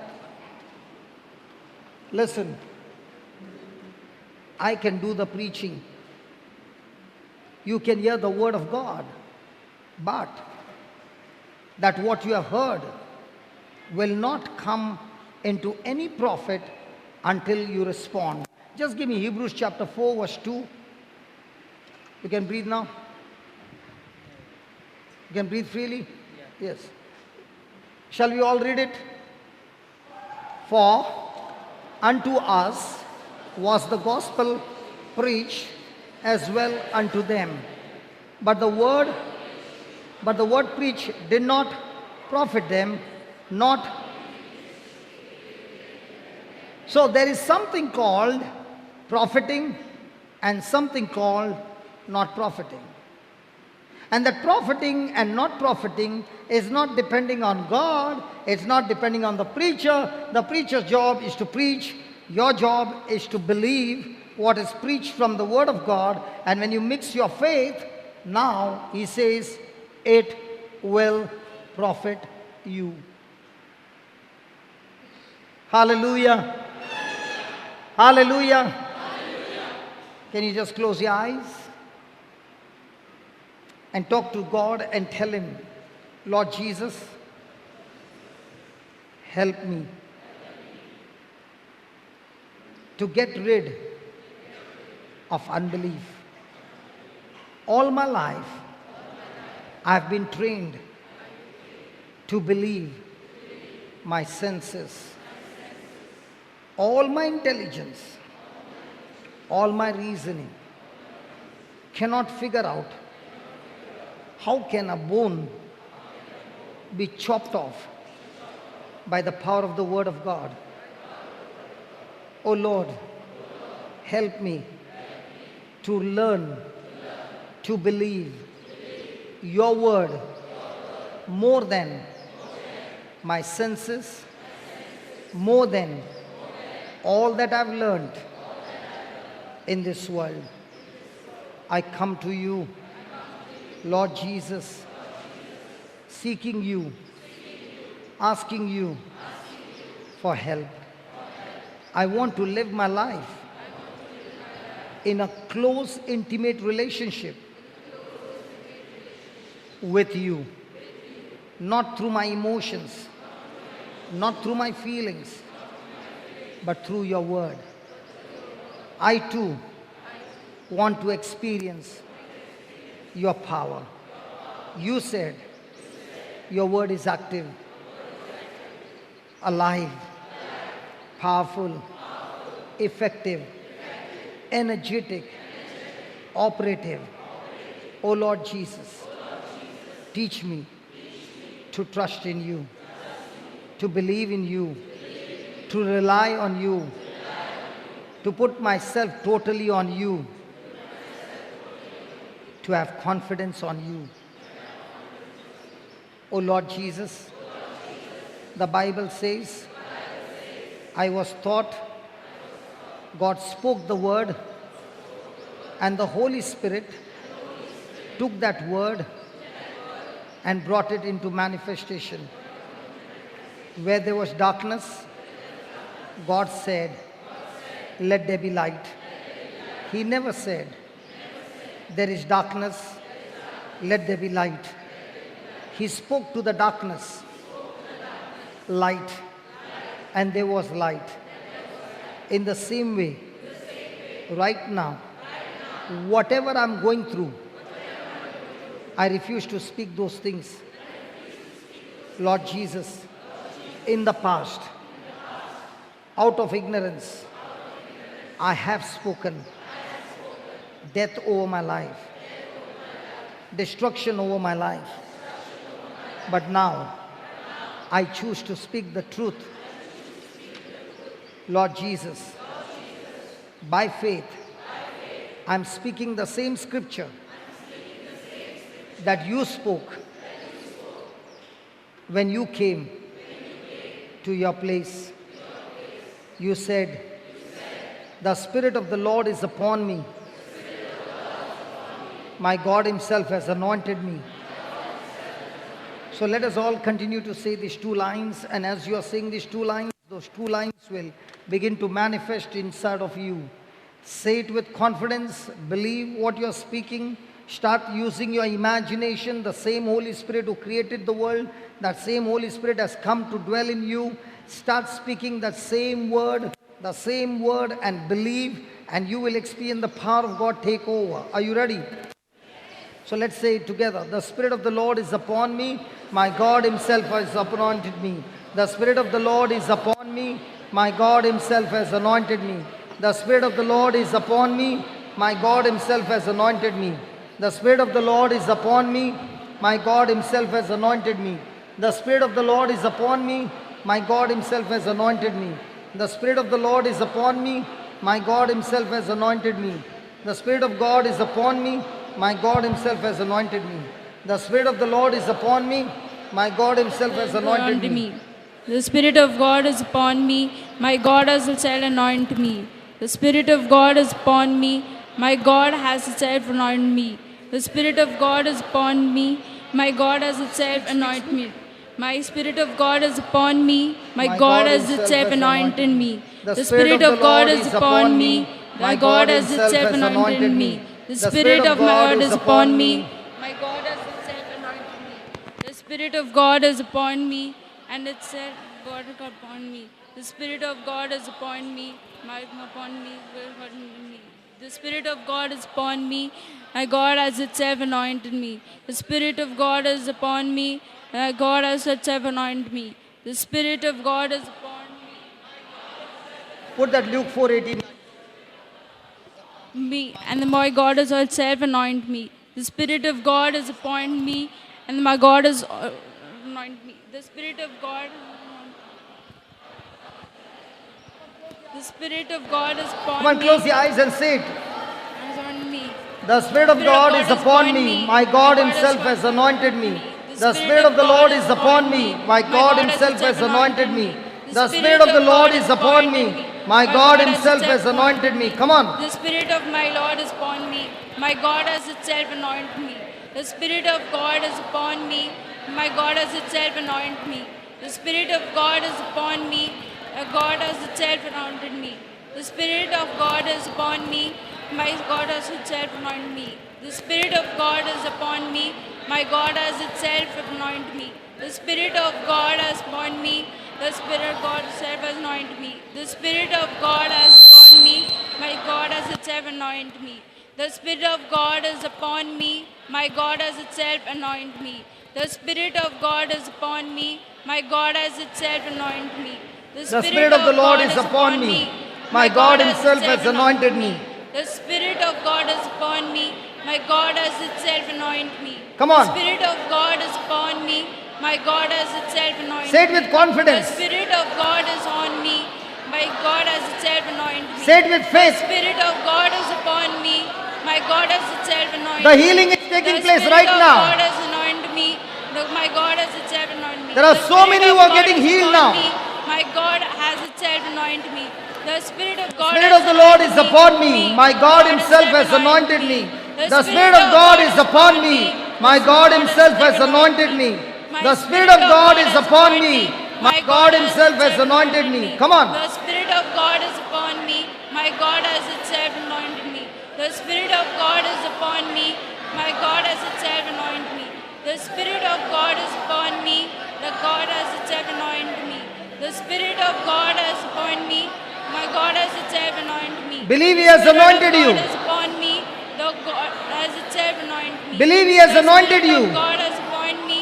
The God has itself anointed me. The Spirit of God is upon me. God has itself anointed me. The Spirit of God is upon me. God has itself anointed me. The Spirit of God is upon me. The God has itself anointed me. The Spirit of God is upon me. God has itself anointed me. The Spirit of God is upon me. God has itself upon me. Spirit of God is upon me. God has itself anointed me. The Spirit of God is upon me. God has itself anointed me. The Spirit of God is upon me. God has itself anointed me. The Spirit of God is upon me. God has itself anointed me. The Spirit of God is upon me. God has itself anointed me. The Spirit of God is upon me. God has itself anointed me. Come on, everybody. The God has itself anointed me. The Spirit of God Come on. is upon me. The God has itself Believe and you shall see the glory of God. me. The same Word of God is active. The same Word of God is alive. The same Word of God is all powerful coming out of your mouth. The Word of God is spirit. The Word of God is life. The God has anointed me. And the All Spirit of captivity God is upon me. destroyed in the name of God has- Jesus. God has itself anointed me. The Spirit of the Lord is upon me. My God Himself has anointed me. The Spirit of the Lord is upon me. My God Himself has anointed me. The Spirit of the Lord is upon me. My God Himself has anointed me. The power of God is all over you now. Come on. Come on. Come on. Come on. Anoint me. The Spirit of God has anointed me. And the God has itself appointed me. Every word of God coming out of your mouth is a spiritual seed, and the Spirit of God is taking that seed and bringing it into manifestation. God is upon me. God has itself appointed me. The Spirit of God is upon me. The God has itself anointed me. The Spirit of the Lord is upon me. My God Himself has anointed me. The Spirit of the Lord is upon me. My God Himself has anointed me. The Spirit of the Lord is upon me. My God Himself has anointed me. The Spirit of the Lord is upon me. My God Himself has anointed me. The Spirit of the Lord is upon me. My God Himself has anointed me. The Spirit of the Lord is upon me. My God Himself has anointed me. The Spirit of the Lord is upon me. My God Himself has anointed me. The Spirit of the Lord is upon me. My God Himself has anointed me. The Spirit of the Lord is upon me. My God Himself has anointed me. The Spirit of the Lord is upon me. My God Himself has anointed me. Come on. The Spirit of God is upon me. God has itself anointed me. The Spirit of God is upon me. As you are God has speaking, itself believe, appointed believe, me. believe, believe. And the Spirit of God is upon me. God has itself anointed me. The Spirit of God is upon me. God has itself anointed me. The Spirit of God is upon me. God has itself anointed me. The Spirit of God is upon me. The Spirit of God is here touching you right now. The Spirit of God is touching you right now. His fire is all over you as you're speaking His word. You're mixing your faith. Come on, child of God. This is a time the Lord is anointing you. The Spirit of God upon me. This is a time the Lord is anointing you. Spirit of God The Lord has shown His glory. The one who believes in Him. upon us. The one who believes in Him. Come on, believe. Come on, believe, my friend, believe. The Spirit of God is upon us. Believe the glory of God is on you. The glory of God is on you. When the anointing comes, the anointing removes the burden and destroys the yoke of the devil. Every yoke of the devil is destroyed right now. Right now. God is upon me. God has itself. The Spirit of the Lord is upon me. My God Himself has anointed me. Come on. Spirit of God has anointed me. And our God has itself anointed me. The Spirit of God is upon me. God itself has anointed me. The Spirit of God has anointed me. God itself has anointed me. The Spirit of God is upon me. God itself has anointed me. The Spirit of God is upon me. God itself has anointed me. The Spirit of God is upon me. God itself has anointed me. The Spirit of God has come. The Spirit of God has come. Hallelujah. Hallelujah. Hallelujah. Yeah, please keep your eyes closed. Please keep your eyes closed. There is something beautiful that has happened. If you follow the instruction, you will experience amazing, amazing touch of the Lord. Just keep your eyes closed. Talk to Him and tell Him, Jesus, I believe that scripture that you have anointed me. Your Spirit is upon me. Because the Bible says where the Spirit of the Lord is, there is liberty. When a person turns to the Lord, the veil is removed. Every block in your life is removed when you turn yourself to the Lord. Nobody can force you. Even God cannot force you, because He has given you the freedom of choice. But right now, if you can open your mouth and speak to the Lord Jesus, who is here right now, and tell Him, Lord, I messed up my life. I want my life to be changed. And I'm willing to surrender my whole life to you. I give my life to you, my heart, my whole future, and I put my trust in you. Have your way in my life. Jesus, rule over my life. Be the Lord of my life. I want you, Jesus. Turn over yourself to Jesus. He is here. He anoints you so that you can fight every battle of your life, and that anointing leads you to victory. Talk to the Lord and tell Him, Lord, I want to live that life of victory. I want to live that life, oh Lord, that when this brother, that child, that youth made that prayer, if the bones could be chopped off, every work of the devil can be chopped off from my life. Lord, I want my life to be like yours. I want to serve you, Lord, all the days of my life. If you can pick up this person who has been in such a bad situation, living such a bad life, and you can clean him up and give him a future, Lord, I also trust in you. I have not come here for these 4 days of retreat to take a blessing from you, but I've come to take you, Lord, along with me. I want you to be the lover of my life. When lovers meet, they spend hours together chatting and talking. Lord, the same kind of relationship I want to have with you. I've never seen you, but I want to have that relationship with you. You are a spirit. I will never be able to see you. But Lord, by faith, I can touch you, and I can have a fellowship with you through your word. Now, there are many over here, as you were speaking, your body became heavy, your head became heavy. Lift your hands up. There are many of you. And if that heaviness is not gone, it will not go out with any medicine. Lift your hands up, all those who are experiencing that heaviness. Come on, there are still more. Come on, all those who are experiencing that heaviness in your head or in your body, lift your hands up. You will be delivered right now. The devil will say, don't lift your hand up. No, don't listen to the devil. This is a time that Jesus wants to free you, but He wants to acknowledge from your side that you want that freedom. Those who are experiencing that, lift your hands up, please. There are still more. Oh, Father God, I'm giving you one more chance. All those who are experiencing that heaviness, lift your hand up, please. I promise you it will not go with anacin, crocin or metacin or anything. This is a spiritual warfare. And now's the time for your freedom. You'll experience that freedom in the next 2 minutes. If you are experiencing any kind of heaviness, lift your hands up.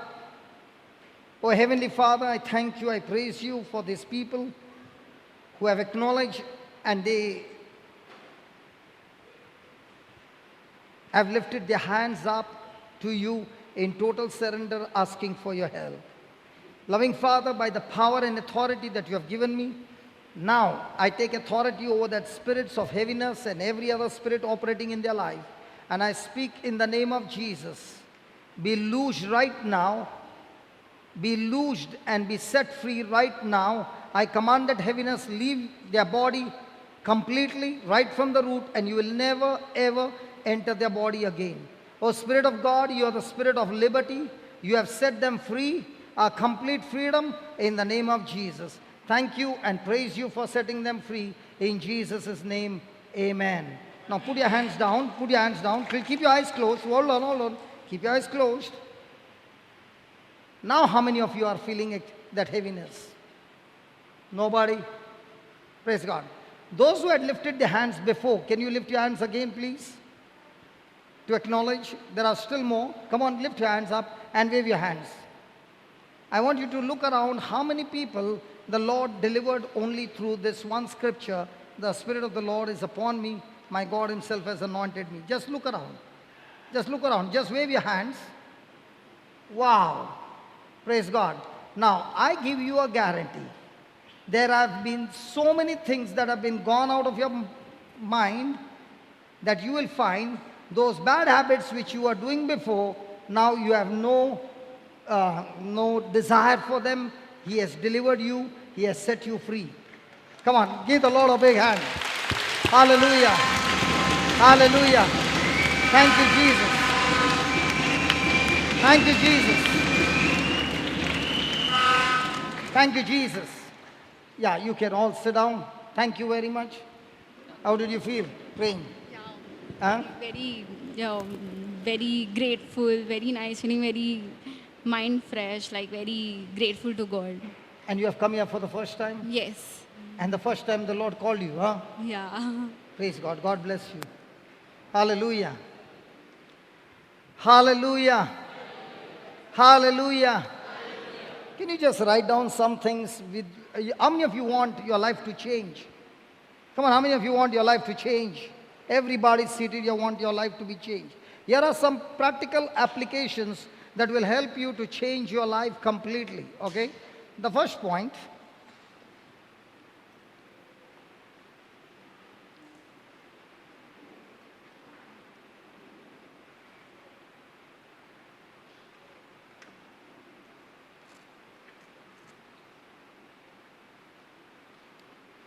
to operate in the kingdom of God, write down, to operate in the kingdom of God,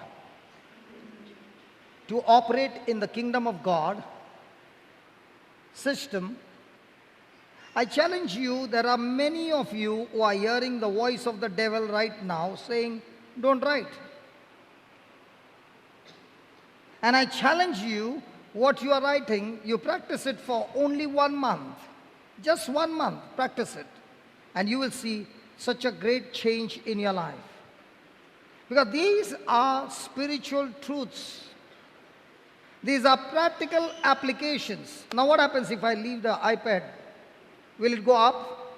It will be here, or it will go down? Why will it go down? Because there's a gravitational pull, right? So it's a law. Everything is pulled down. So if there is a gravitational pull which brings this iPad down, how come a plane which is thousands of tons in weight flies? Come on, how does the plane fly then? You mean to say there's no gravitational pull for the plane? Come on.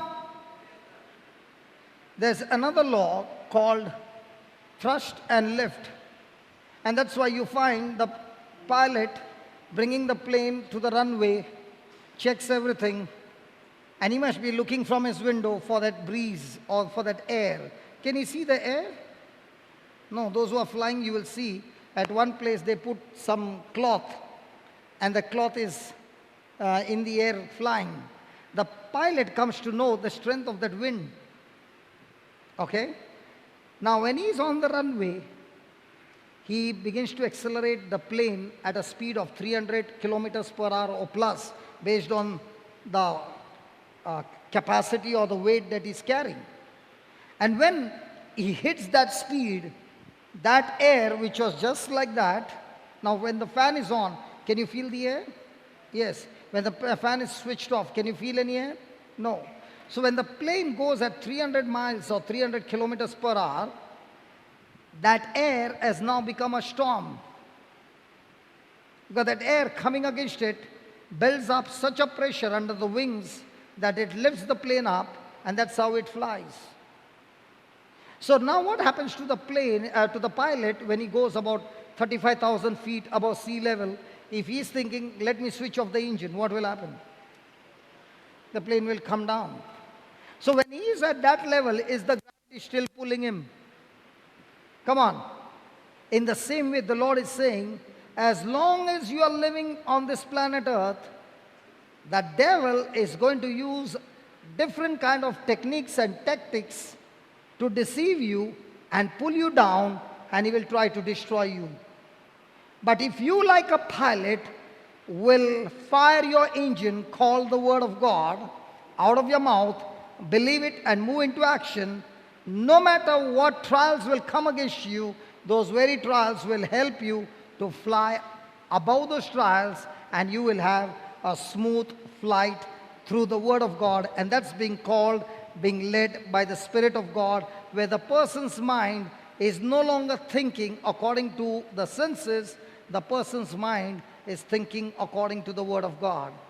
Walking in the Spirit or being led by the Spirit is not, ooh. That's not walking in the Spirit.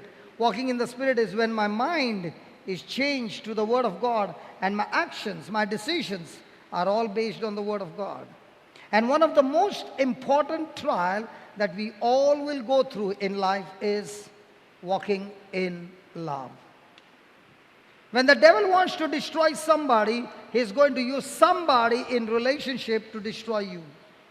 When God wants to take you to the next level, he'll also use somebody in relationship where you will be tested, and the test of love will be tested. And when you operate in the test of love and obedience, that test will lead you on to the next level. Hallelujah. Hallelujah. Hallelujah. Thank you, Jesus. So write down. What did you write? To operate in the kingdom of God's system, we must reject the values. We must reject the values and standards, values and standards we have learned, values and standards we have learned in the world system. In the world system.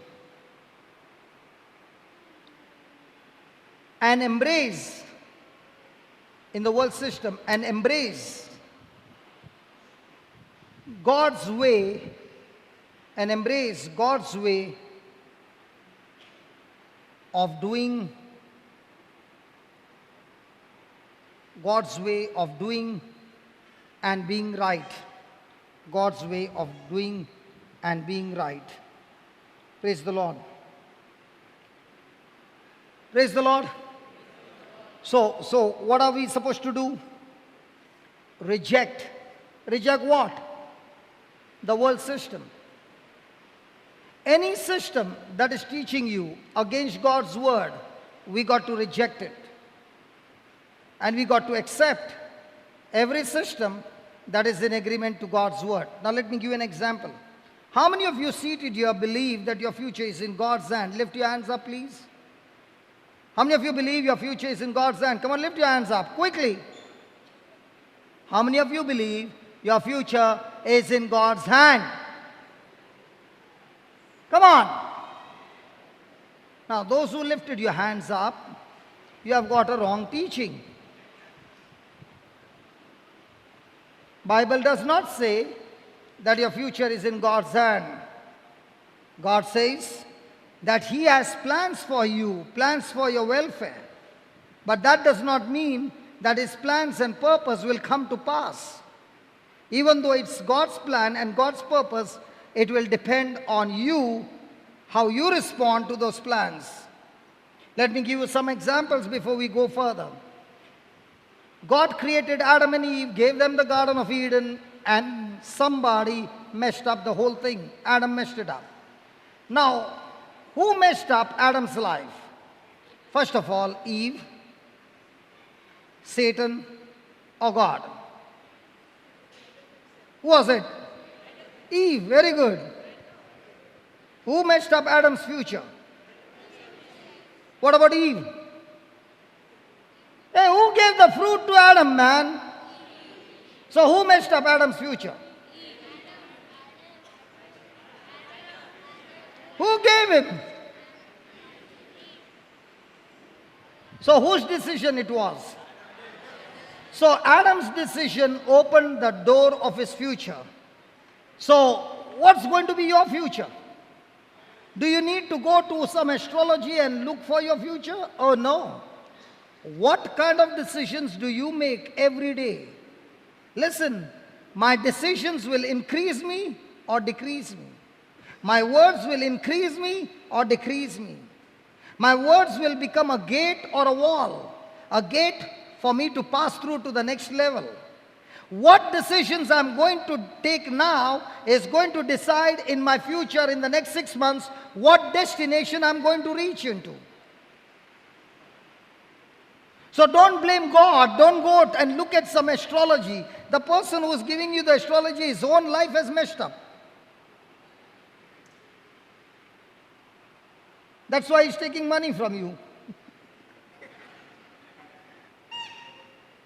Hallelujah. Hallelujah. And there are some of you who want to go and look at the paper and say, my stars. You don't have to look at the stars. Look at the one who created the stars. Hallelujah. Who messed up Israelites' future? They were given the land flowing with milk and honey. Did they reach there? No. Why they did not reach? Was it Moses? Was it God? Was it Pharaoh? Or was it the Israelites? So what about your future? Don't go around telling everybody your childhood pain. Your childhood pain is a pain that you can turn around and make it into a powerful testimony to get others out of their depression. Oh yeah. What the devil messed you, you make decisions on the Word of God. That Word of God will not only get you out of that mess, now you will be giving messages to others how I got out of my mess using the Word of God.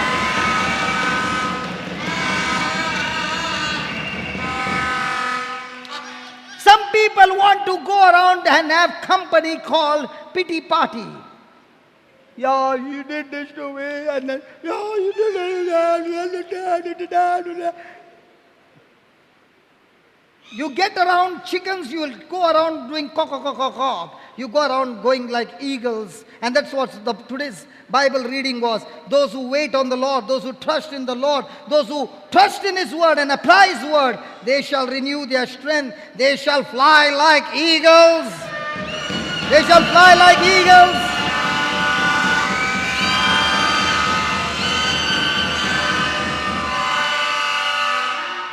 Are there some hens in this place? Are there some eagles in this place? Can I hear some eagles? Yeah! Woo!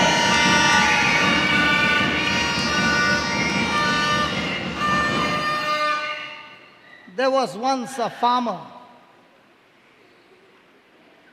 Early morning when he was going, he found a small bird. The bird had fallen from the nest. So he brought the bird home and he did not know what to do. So he put that bird with the small chicks and the bird began to grow in that poultry farm and all the chicks going and the mother hen would scratch the ground and all the chicks did scratching the ground. What did this bird do? She also started scratching the ground. The mother hen started cock, cock, cock, cock, cock. The other chick started doing cock, cock, cock, cock. This one also started imitating. It went on for a long time. One day,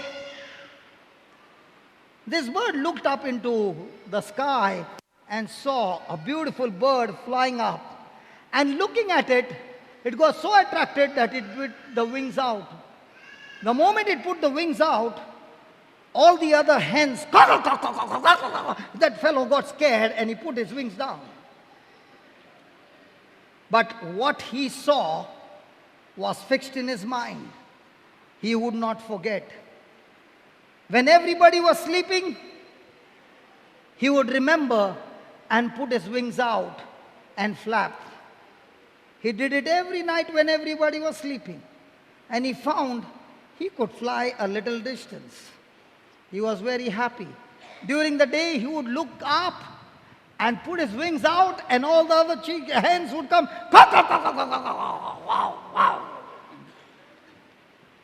About a month, he began to practice at night and the same thing happened that morning. He put his wings out and now the cocks came, the hens came and everybody cock, cock, cock, cock, cock. He looked at them, gave them a smile, gave them a wink and flapped his wings and flew out of that place because he was an eagle. My friend, you are an eaglet sitting with some chickens. It's time for you to practice to flap your wings because that's not your destination. Your destination is high up. Hey! Hey! Woo! Hallelujah!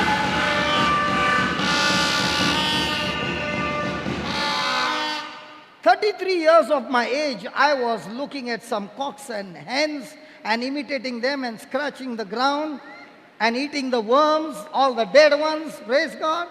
Till one day I saw an eagle preaching the word of God. And when I saw that and I saw the signs and wonders, I began to cry and I said, God, I want what he got. And the Lord said, listen child, my spirit is already in you. You are just an eaglet, but you don't have the knowledge. So get into the school of the Holy Spirit, get some word in you, renew your mind, and he will teach you to flap your wings and you will begin to fly.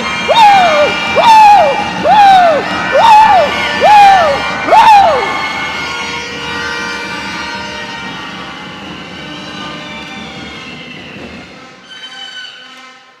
Can you ask your neighbor, are my wings disturbing you?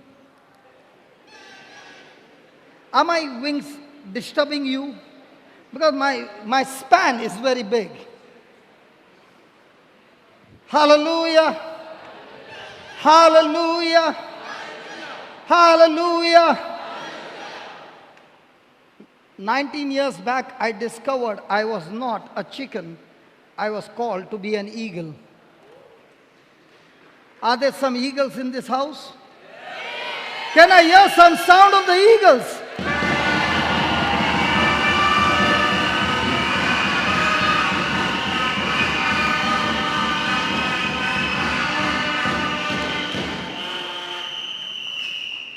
Just because 33 years of my life I kept on scratching like the hens does not mean I'm going to end up my life scratching.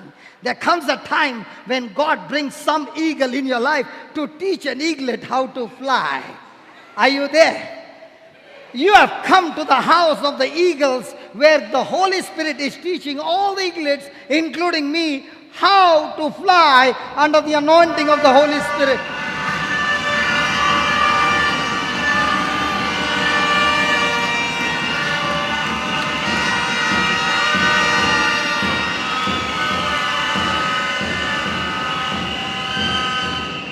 Hallelujah. There will be a time when this baby, can you just stand up, Flory? This baby was called a murgi in the whole village. You know what's the meaning of the word murgi? A chicken. Because all her life, she lived a life of a failure. She lived a life of terror. She lived a life of fear. And everybody knows murgi has come. But that same murgi got into the school of the Holy Spirit, got the word of God. And what would she do? At night when everybody is sleeping, she would listen to the CD, write down the notes when everybody is sleeping, and learn to flap her wings. And it went on and on and on. Today, even in a company, she might be the smallest, the youngest, but the ones who are eldest to her with much more experience are now all working under her because the eagle has learned to fly in the supernatural.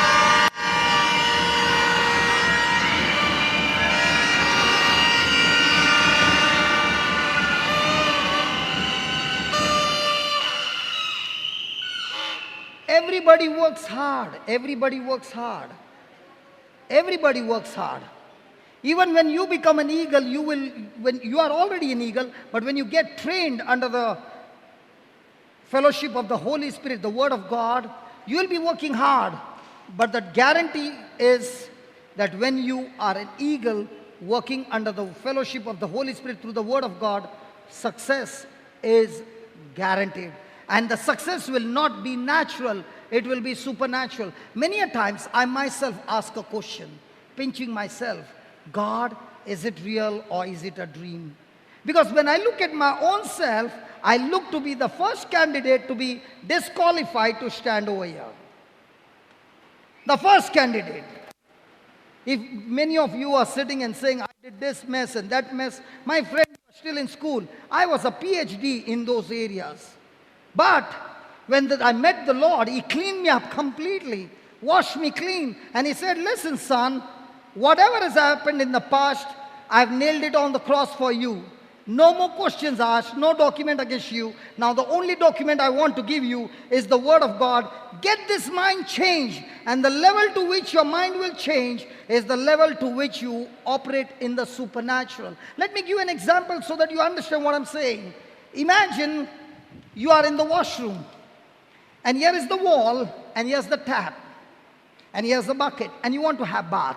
Imagine you kneeling down and praying to God. God, I need water.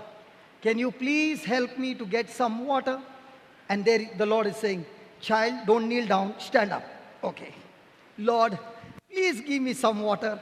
He said, is there a tap? Yes, Lord. Open the tap. So I opened the tap. Will the water flow? Come on, will the water flow? Yeah. But what if I open the tap where one drop by drop falls? When will the bucket get full? Now, do I have the choice to open drop by drop or full tap? Yes. In the same way, the Lord is saying, I'm not giving anybody more power. What power you need, I've given you to the full. The problem is your mind has not yet changed, and that's why you locked the tap with your senses. Now what happened right now, the healing that took place, is I did not believe in my senses, because senses cannot understand how the Word of God can chop the bone. The Word of God says that His Word is sharper than a two-edged sword. So I've changed my thinking to believe, Lord, if your Word is a sword, I believe that sword has chopped off the bone. Now have I opened the tap fully? Yeah. When I've opened the tap fully, will the power flow? Yes. It's going to depend on God, or it's going to depend on me. So the real test of this retreat is not how much you can get from God. The real test of this retreat is how much can I get into a relationship, into a fellowship with the Holy Spirit and learn from Him how to believe in Jesus. How to believe in His Word. So write down what will help me to believe in His Word. Write down, write down, write down, write down. To repent means to think differently. To repent means to think differently. It means to change our mind. It means to change our mind.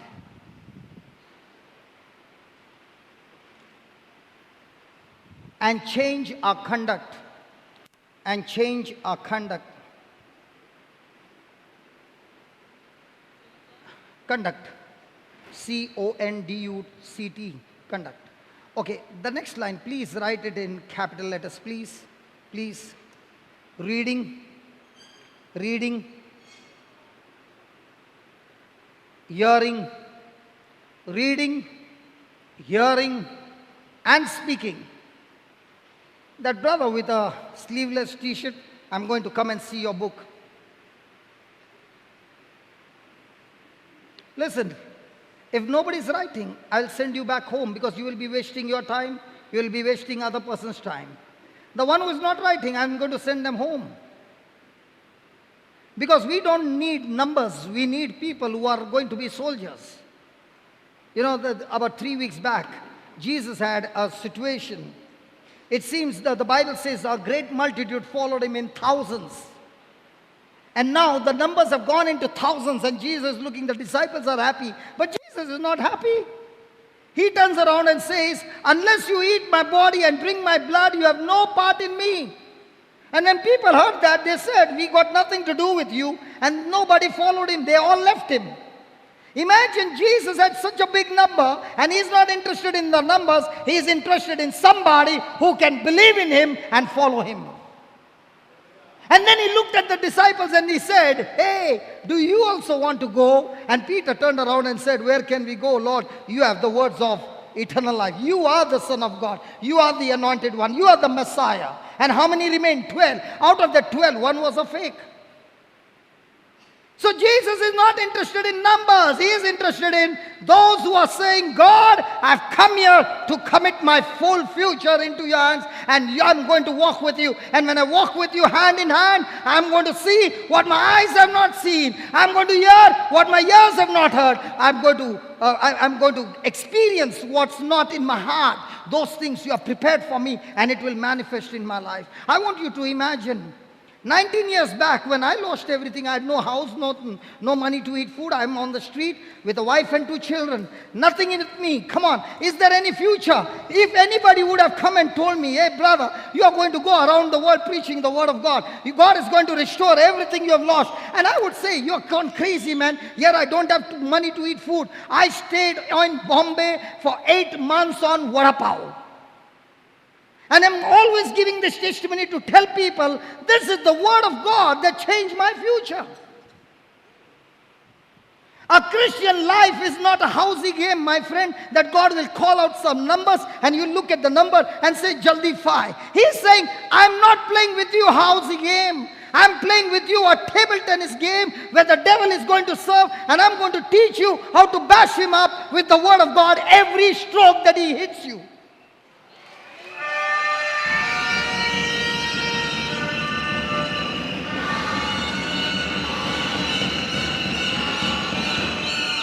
So 33 years of my life, I came back bleeding, worn out, beaten up, lost, defeated, messed up, everything. But when I began to learn the word of God, he began to teach me his ways. And his ways are perfect ways. His ways will help you to go into the supernatural. You will not be able to obey the word of God with your strength, but only when you renew your mind, his grace will take over. And when his grace takes over, praise God, you will see the supernatural. I'm here to tell you, my friend, listen, that same mama, I remember her asking question when she was in Bombay. And I cried in her arms and I said, why did God wait for 33 years to touch me? He could have touched me when I was small. And I was crying and she said, listen son, I got touched at 58. There are some who are here now. She said there are 70 years, 80 years, and they have not even got a touch. And she turned around and she said to me, it's not the quantity of life that you live with Jesus, it's the quality of life that you live with Jesus. And that sentence I've never forgotten in my life. And I said, Lord, even if I've lost my 33 years, it's an experience of Egypt. I can teach somebody who are in Egypt, hey listen, I've been there, but this word of God has brought me out of Egypt to the promised land. I'm on my way to the promised land. Hallelujah. Hallelujah. Hallelujah! Hallelujah!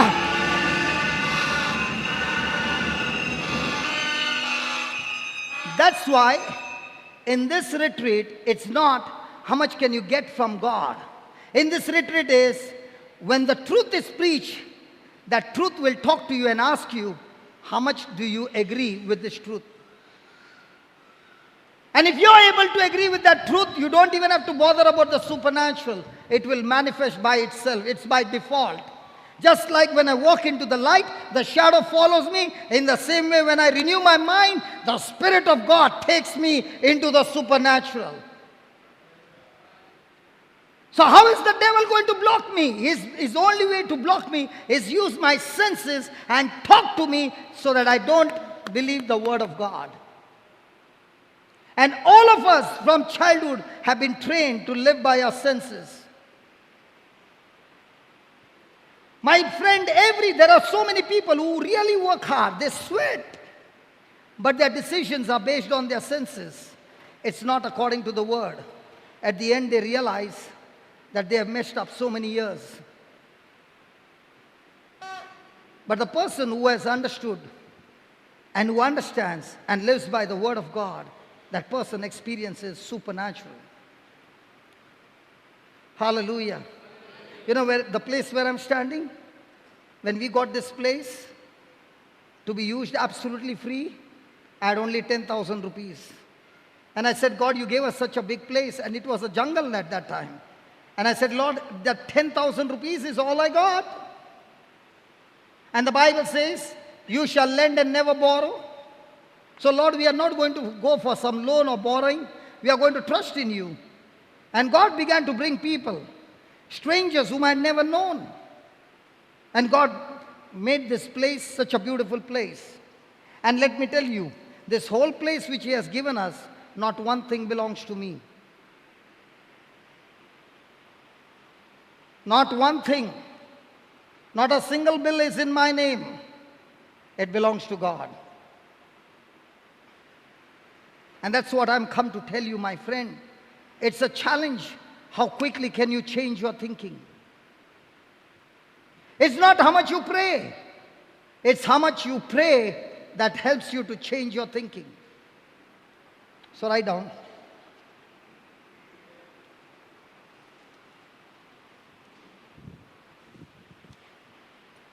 What did you write?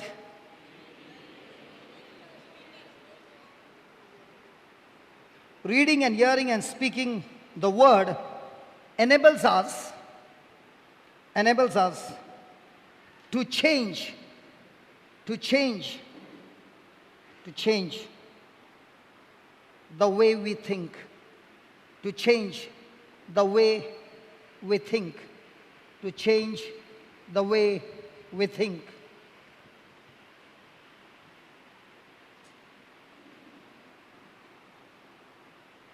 Next line, the word of God is the law.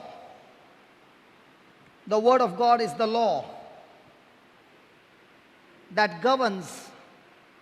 The word of God is the law that governs all spiritual principles. All spiritual principles.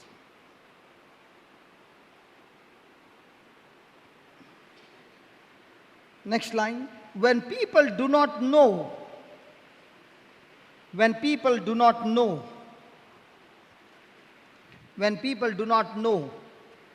understand the word,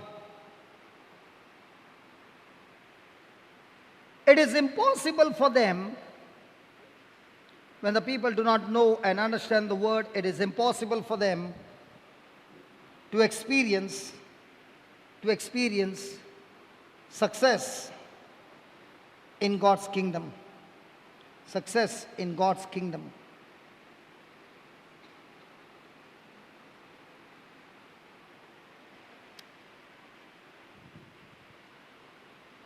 Praise the Lord. Hallelujah. Hallelujah. So, can you go around telling everybody, lay your hands on me and I will have success? You're wasting your time. If you go around telling anybody, hey, what's the message, man? What's the message for me? You're wasting your time. Any prophecies for me? Wasting your time. That's not what the Bible says.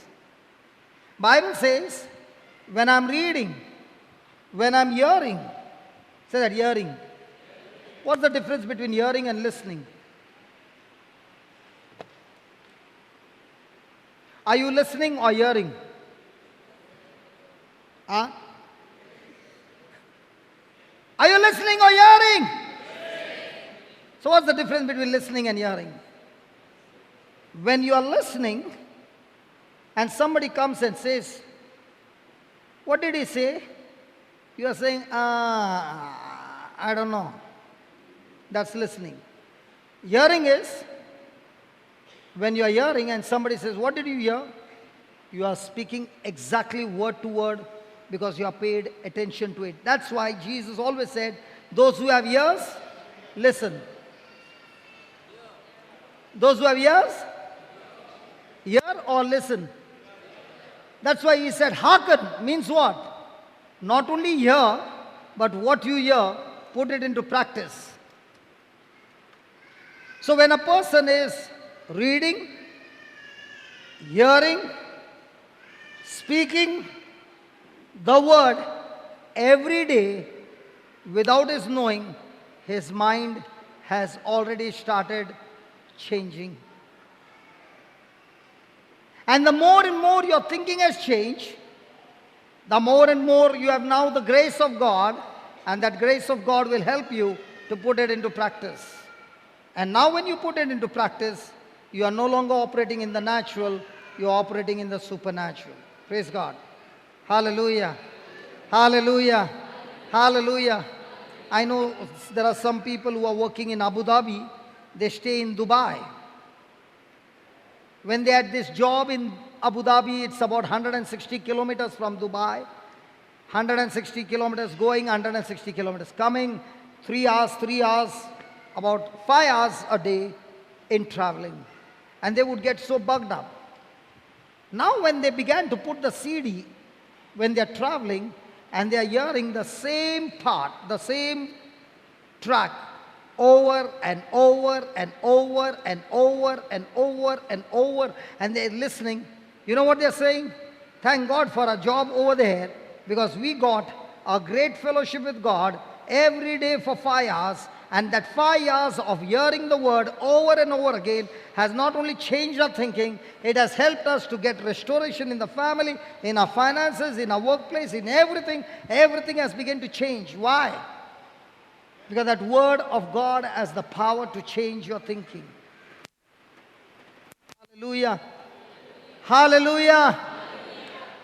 Can you just close your eyes? Reflect on all that you have heard. And let us repent first of all for the negative words that we have spoken out of ignorance, for the unbelief that has blocked our blessings, our relationship with God. And let us make a strong decision in the presence of God, asking for His grace and His help, that Lord, I just want to follow your principles, because the Word of God is a spiritual law. It activates all other spiritual blessings in your life. And more than the blessings, the Word of God brings you into an intimate relationship with God.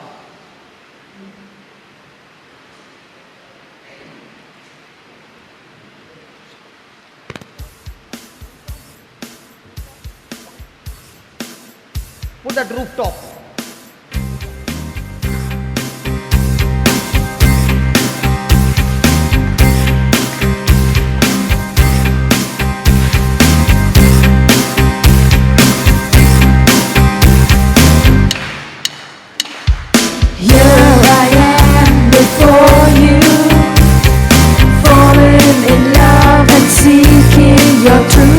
Knowing that your perfect grace has brought me to this place. Because of you I freely live my life to you, oh God, I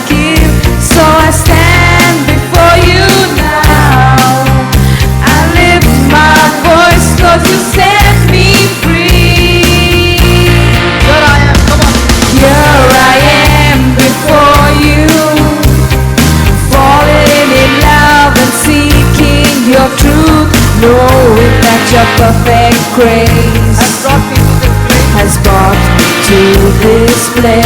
Because of you I freely live. Because of you I freely live.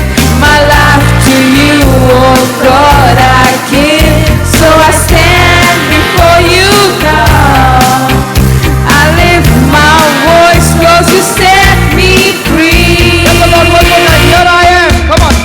Here I am before you, falling in love and seeking your truth, knowing that your perfect grace Has brought me to this place. has brought me to this place. Because of you I freely live. Because of you I freely My life to you, oh live. God. My life to you, oh Lord, I give.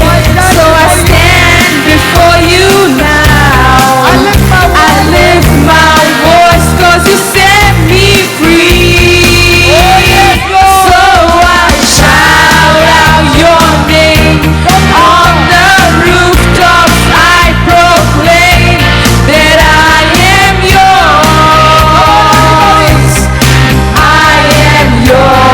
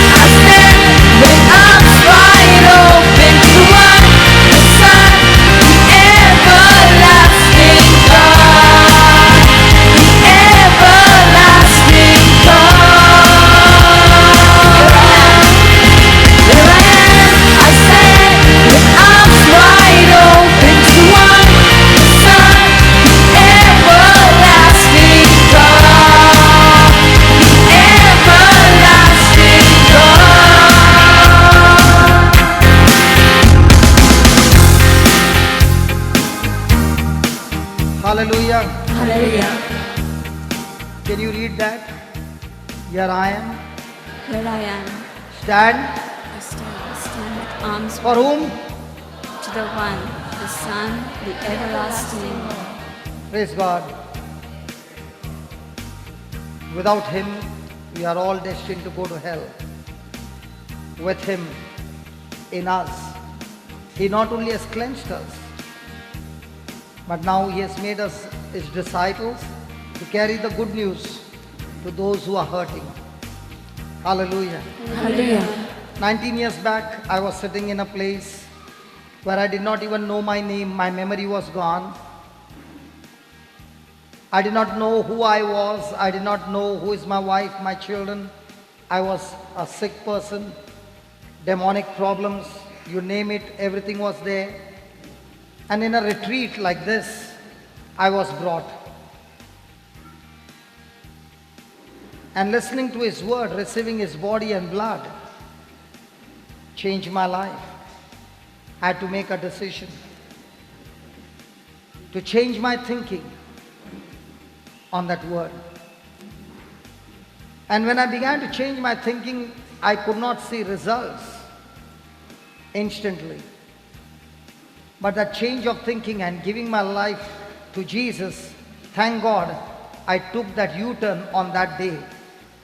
And that U-turn changed my destination. And I'm here to tell you, my friend, you have not been where I've been before.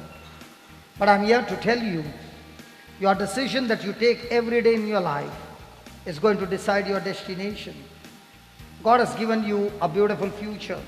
He has given you His Holy Spirit. He has given you His Son, Jesus. He has given you the Word. He has given you the authority. He has given you everything. And now all He's saying is, can you trust me and rely on me and my Word? You will look foolish in this world if you apply my Word. But when you apply my Word, I will take you from glory to glory, from faith to faith. Never can I ever imagine that I will be going around the world every month, touching millions of people's life. I cannot imagine. When I look at my own qualification, I know I am disqualified. But when I take the same word and open my mouth and I speak, I see God's glory. So in the natural, I'm just natural like you. But the only difference is, I've used this word to change my thinking and believe in this word day and night. And this word pays my bills, keeps me in good health, blesses my children, blesses my family, blesses my finances, everything. So for me, the word of God is my life. If somebody was sitting here and saying, I love Jesus, but I have got no attraction to the word, I can guarantee you, you know a duplicate Jesus, not the real Jesus. Because the real Jesus will always draw you to His word, because the word became flesh. The word of God is Jesus Himself. Amen? Amen. So we go for tea and we come back. Come on, let's give the Lord a big hand of praise. Come on. Come on. Hallelujah.